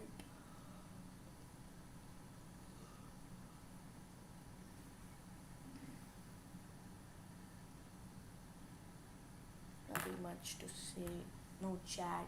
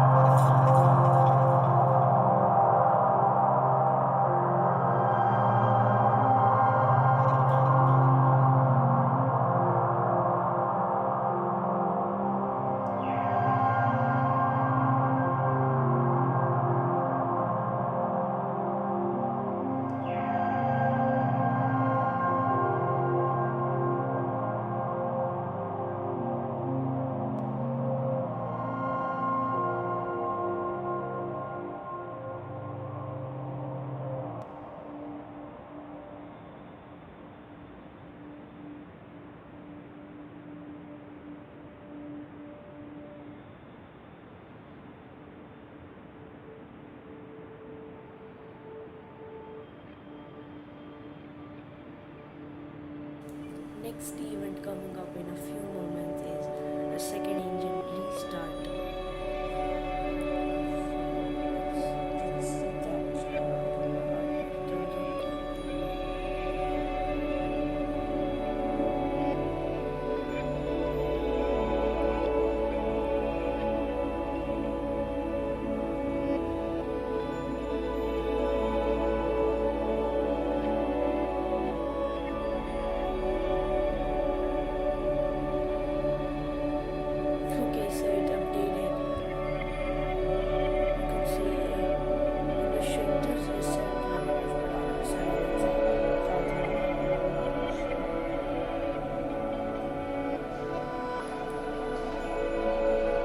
Welcome back to the Acquisition Transporter 2 signal mission, to our Garcia. second dedicated rideshare mission.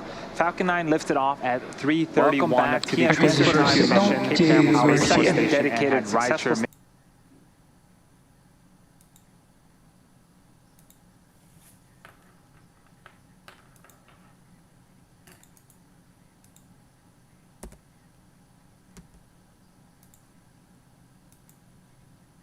Engine on the second stage for a second and final burn.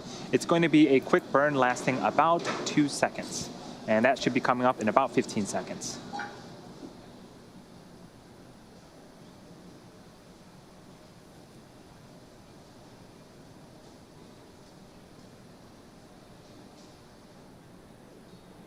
MVAC engine chill underway.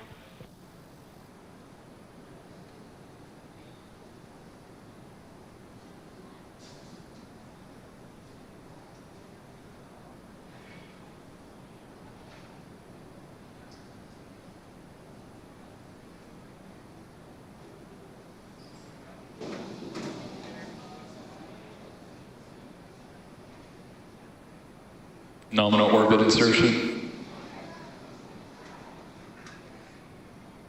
So we did have successful second engine start for the second time and successful second engine cutoff, and you just heard the call out for a nominal orbital insertion.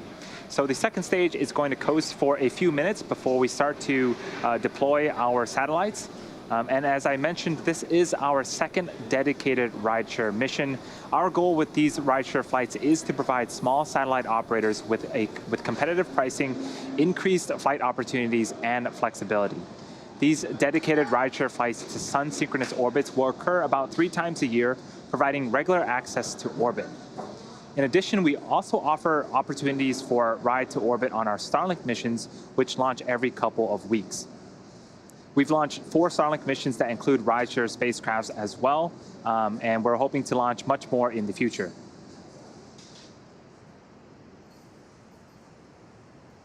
So coming up in about 2 minutes, we are expecting the start of the deployment sequence.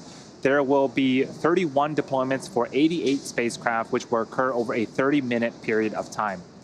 This includes CubeSats, microsats, and orbital transfer vehicles, sometimes called space tugs, which will deploy their spacecraft after separating from Falcon 9, and also 3 Starlink satellites. Many of these deployments will be grouped within seconds of each other, while others may be a minute or more apart. This is a look at the order of deployments between now and the final deployment around the T+1 hour and 27-minute mark. You should hear the call out from our mission operators as each deployment happens, and to keep in mind, most of these deployments include multiple satellites. So while there are 31 deployments, at the end we will have put 88 satellites into orbit, again including our 3 Starlink satellites. So yeah, the time is mostly set. The time gap is mostly set on the. We are about a minute away. This is a view of our second stage. So bigger it is, and back to the animation. Several of the customers on board this mission have multi-launch agreements with SpaceX. So some of the names might sound familiar to those of you who have tuned in for previous rideshare missions. It's also worth noting that we will lose access to ground station coverage for a short period during the 30-minute window, 30-minute deployment sequence. When we reach that point, we'll let you know. And here's the view of the second stage MVAC engine. Similar to the first transporter mission, we'll be flying a fuel dome payload tray, which is essentially a small platform mounted on the back end of the second stage fuel dome that will release a handful of payloads. And as you may have already noticed, one of our 2 MVAC views is obstructed because of that fuel dome payload tray. Acquisition of signal, Bangalore. So we are expecting the first batch of deployments to begin in a few seconds here.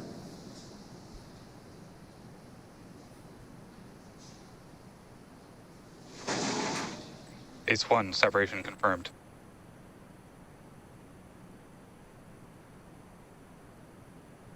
Newsat 19, separation confirmed.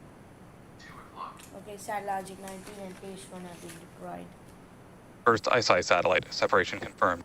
ISI, okay, ISI. Yeah, so where are we? Yeah, ISI has been done. Next will be, I think, NASA's Tropic.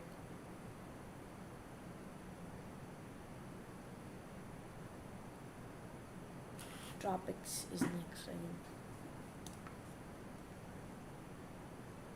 But yeah, it will cost mostly more. But I think they... Tropics Pathfinder, separation confirmed. Okay, Tropics Pathfinder. Domes 2, separation confirmed. Yeah, so now you can see, I think those were from the other side, obstructed view, but this one was Gnomes 2, we could see. So now I think Tivac 0173. Yeah, that small down. Okay, the small dots you could see were the satellites.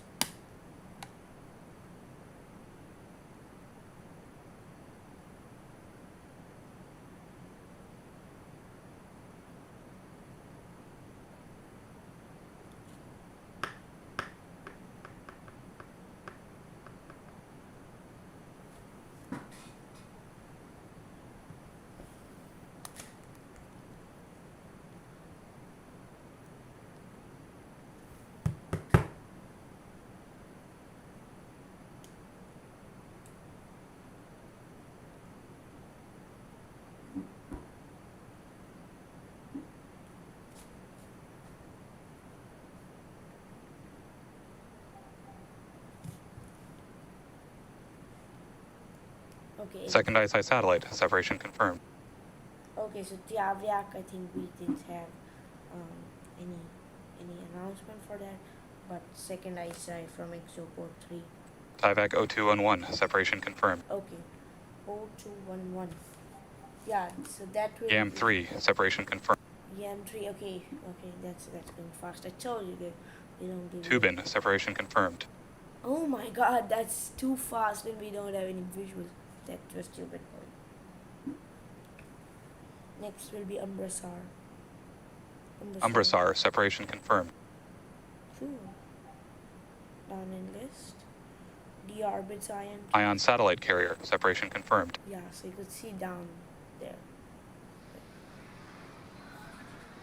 So we saw a couple of satellites, and we got confirmation for the NASA's PACE-1, Satellogic's NewSat-19, the first ICE-I satellite from an exoport, NASA's Tropics Pathfinder, Planet IQ's Gnomes 2, the second ICE-I satellite from an exoport, Tyvac 0211, Loft Orbital's YAM 3 from an exoport, and TU Berlin's Tubin from an exoport, the Umbrar SAR, and D-Orbit's Ion satellite carrier.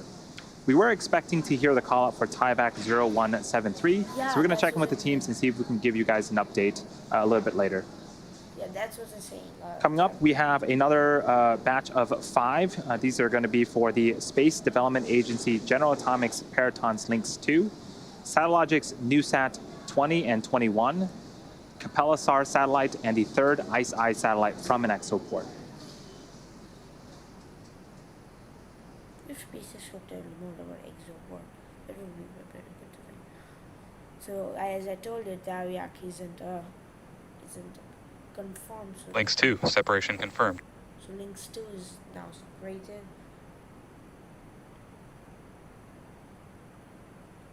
That's one the laser communications. Next, I think Satlogic NewSat 2021. Back to back in 14 seconds.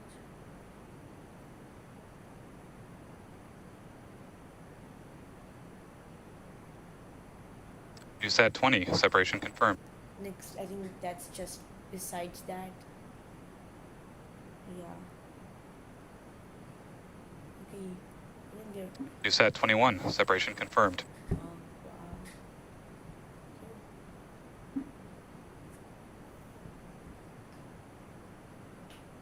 Capella SAR satellite, separation confirmed. Yeah, so Capella SAR is drifting away.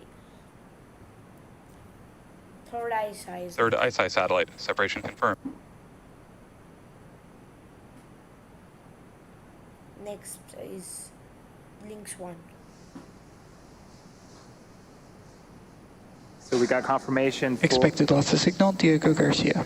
We got confirmation for 5 more deployments. That was the Space Development Agency General Atomics Peritons Lynx 2, Satellogics NewSat 20 and 21, the Capella-SAR satellite, and the third ICE-I satellite from an exoport. For those that are wondering, exoport is an adapter, special adapter built by our ExoLaunch customer. Okay. We are about halfway through the 31 total deployments on today's mission. And coming up, we have 2 more deployments. These are going to be for the Space Development Agency General Atomics Lynx 1, as well as the DARPA Space Development Agency Air Force Research Laboratories Mandrake 2 Able.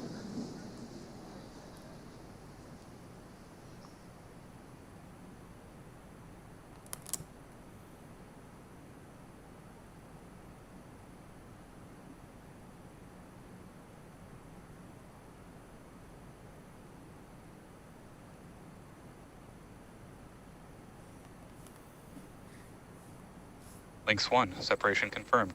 Good. Lynx 1. Okay.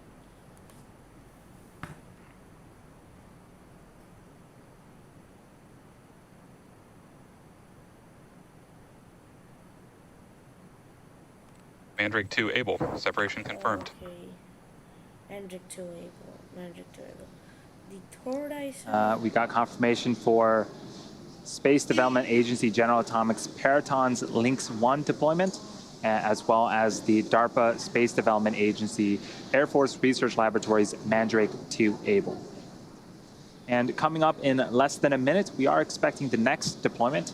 It's going to be the 4th ICE-I satellite from an exoport.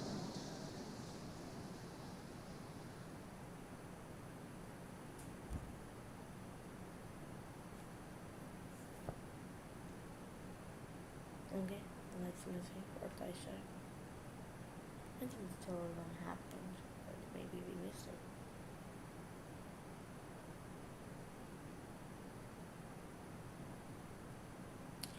I don't understand what's that white dot that's just drifting around the whole thing. 4th ICE-I satellite, separation confirmed. Good. And that was confirmation of the 4th ICE-I satellite from an exoport. The next batch of deployments, there's going to be 6 of them. It is for Swarm's 1st and 2nd Space B cluster from an exoport, Nano Avionics D2 Altacom 1 from an exoport, Spire's Lemur number 1 from an exoport, Satellogics NewSat 22, and Loft Orbital's YAM2 satellite. I want to see that space. I hope you can see. Maybe if we could see them. They were over India, I think, right now.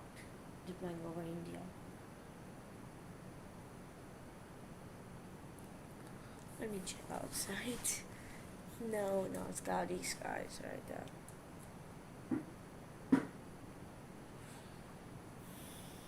This one must be cluster.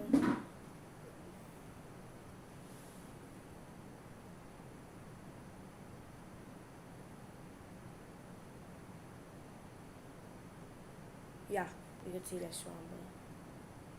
1st Space B cluster, separation confirmed. I could see them.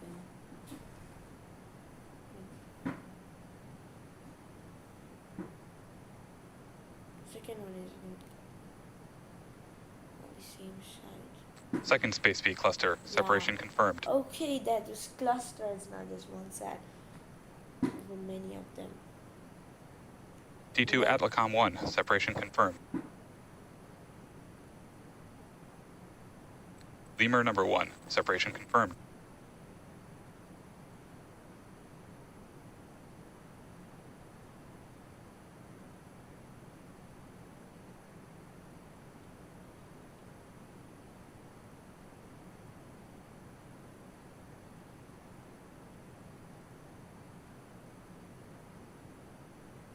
NewSat 22, separation confirmed. And now it's YAM2. YAM2, separation confirmed. Good. And we got some really cool views of the satellites separating. That was for Swarm's 1st and 2nd Space B cluster from an exoport. Nano Avionics D2 Altacom 1 from an exoport, Spire's Lemur number 1 from an exoport, Satellogic's NewSat 22, and Loft Orbital's YAM2 satellite. The next two deployments are going to happen during a blackout period, which means that we lose camera views and telemetry. While we wait to regain access to ground station coverage in a few minutes, sit back and follow along with our animation that shows you where we're at in the mission. We'll see you back here at the T plus 1 hour and 15-minute mark.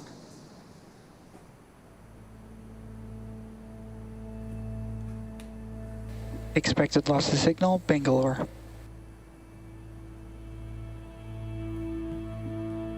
Okay, T plus 15 minutes. 1 hour 15.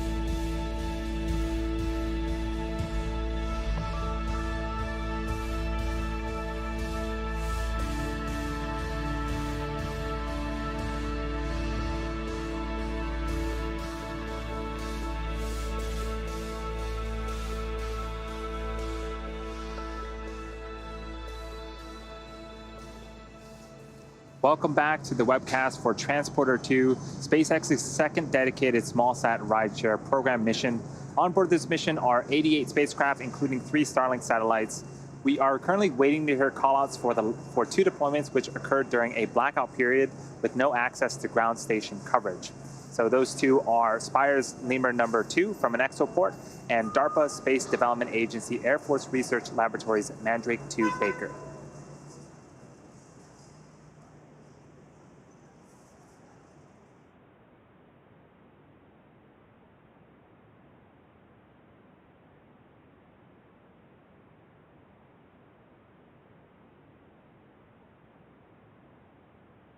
Okay, so that has to be they were deployed during blackout period, just stepping above China area or Russia area.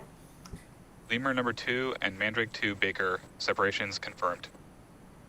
Acquisition of signals, forward. And there was the confirmation for Spire's Lemur number 2 from an exoport, the DARPA Space Development Agency Air Force Research Laboratories Mandrake 2 Baker satellites. Coming up, the next 2 deployments will happen a few minutes from now. Those will be for Spaceflight Incorporated's Sherpa FX2 and the LTE-1 satellites. And we're going to leave you with a short animation and sit back and follow along, and we'll see you back here once we hear those callouts.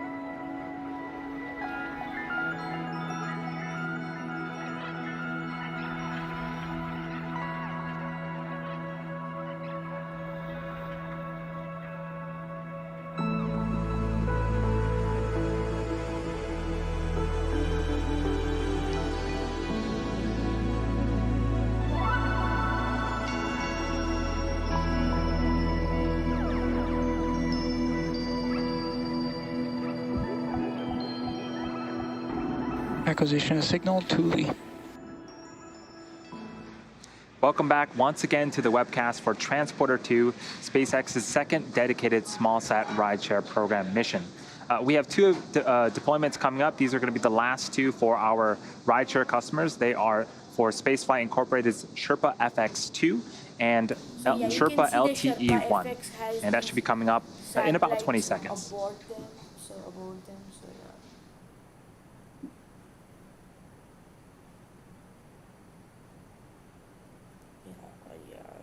As soon as they deploy, then I think the only Starlink will be left.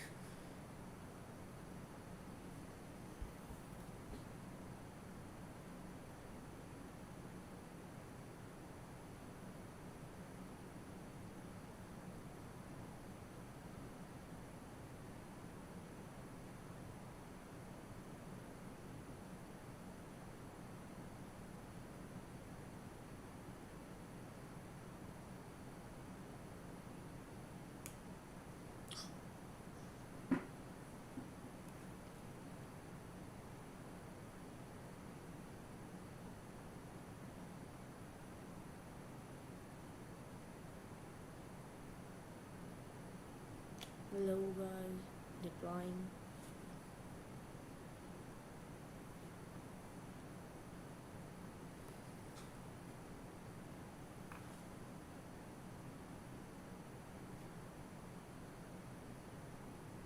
Sherpa FX2 separation confirmed. Yay! And next is Sherpa LTE1 separation confirmed. Perfect. And you see on screen and heard the confirmation. We got confirmation of Spaceflight Incorporated's Sherpa FX2 and Sherpa LTE1 deployment. Now, these are the last of our rideshare deployments for today, but we're not done. We have 3 Starlink satellites to deploy as well. That's going to be coming up in a few minutes here, so sit back. We're going to take a quick break, and we'll see you back here at the T plus 1 hour and 27-minute mark.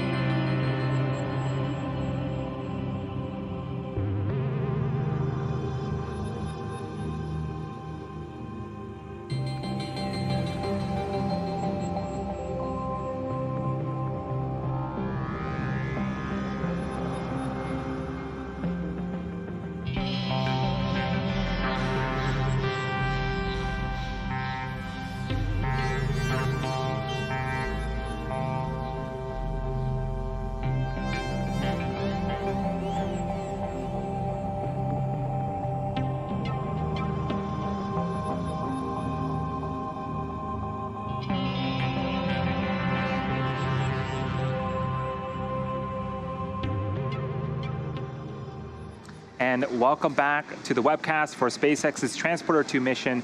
If you're just joining us, we are close to the end of today's mission, which launched this morning from Cape Canaveral Space Force Station in Florida at 3:31 p.m. Eastern Time. We then had 2 successful ignitions and shutdowns of the second stage Merlin vacuum engine, then successful deployment of a majority of our spacecraft for our commercial 0173, and separation confirmed. Government customers. We were also able to successfully recover our first stage for an 8th time on our landing zone. We just had the confirmation of the TIVAC 0173 satellite. So all payloads so far are have been confirmed for deployment, and we have 3 Starlink satellites to go, and we are expecting confirmation of that deployment here shortly. Good, so the TIVAC one also deployed. Meaning nothing is on board except these Starlink.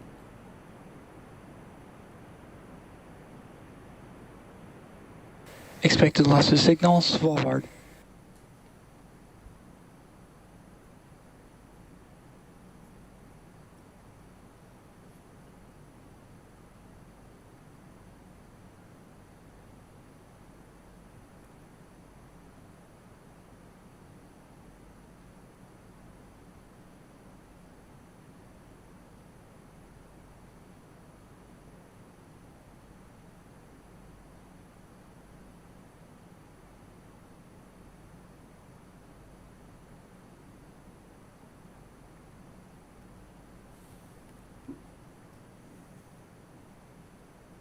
Starlink deploy confirmed. Good, so at the top there were 3 Starlink. So And there goes our 3 Starlink satellites. Again, that is 88 spacecraft confirmed for deployment on today's Transporter 2 mission. With that said, we will be bringing our webcast to an end. We would like to thank all of our rideshare customers for their support on today's mission. We would also like to thank the United States Air Force for range support, as well as the Federal Aviation Administration for licensing. Continue to follow us on SpaceX.com for future missions and milestones, as well as our Twitter and Instagram profiles. And if you are excited by what you've seen today and want to join our team, visit SpaceX.com/careers to learn more about working at SpaceX. And as always, thank you to all of our viewers for your continued support, and have a great rest of your day.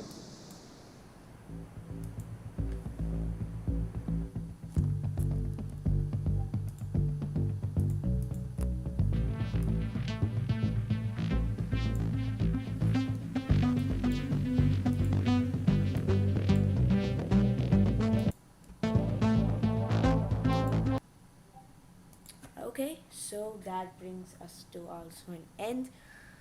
Well, boy, what a day was that. Well, thanks to my Patreon, credits to my Patreon Ben Sanford for supporting this channel, and well, this brings the webcast and live stream to an end.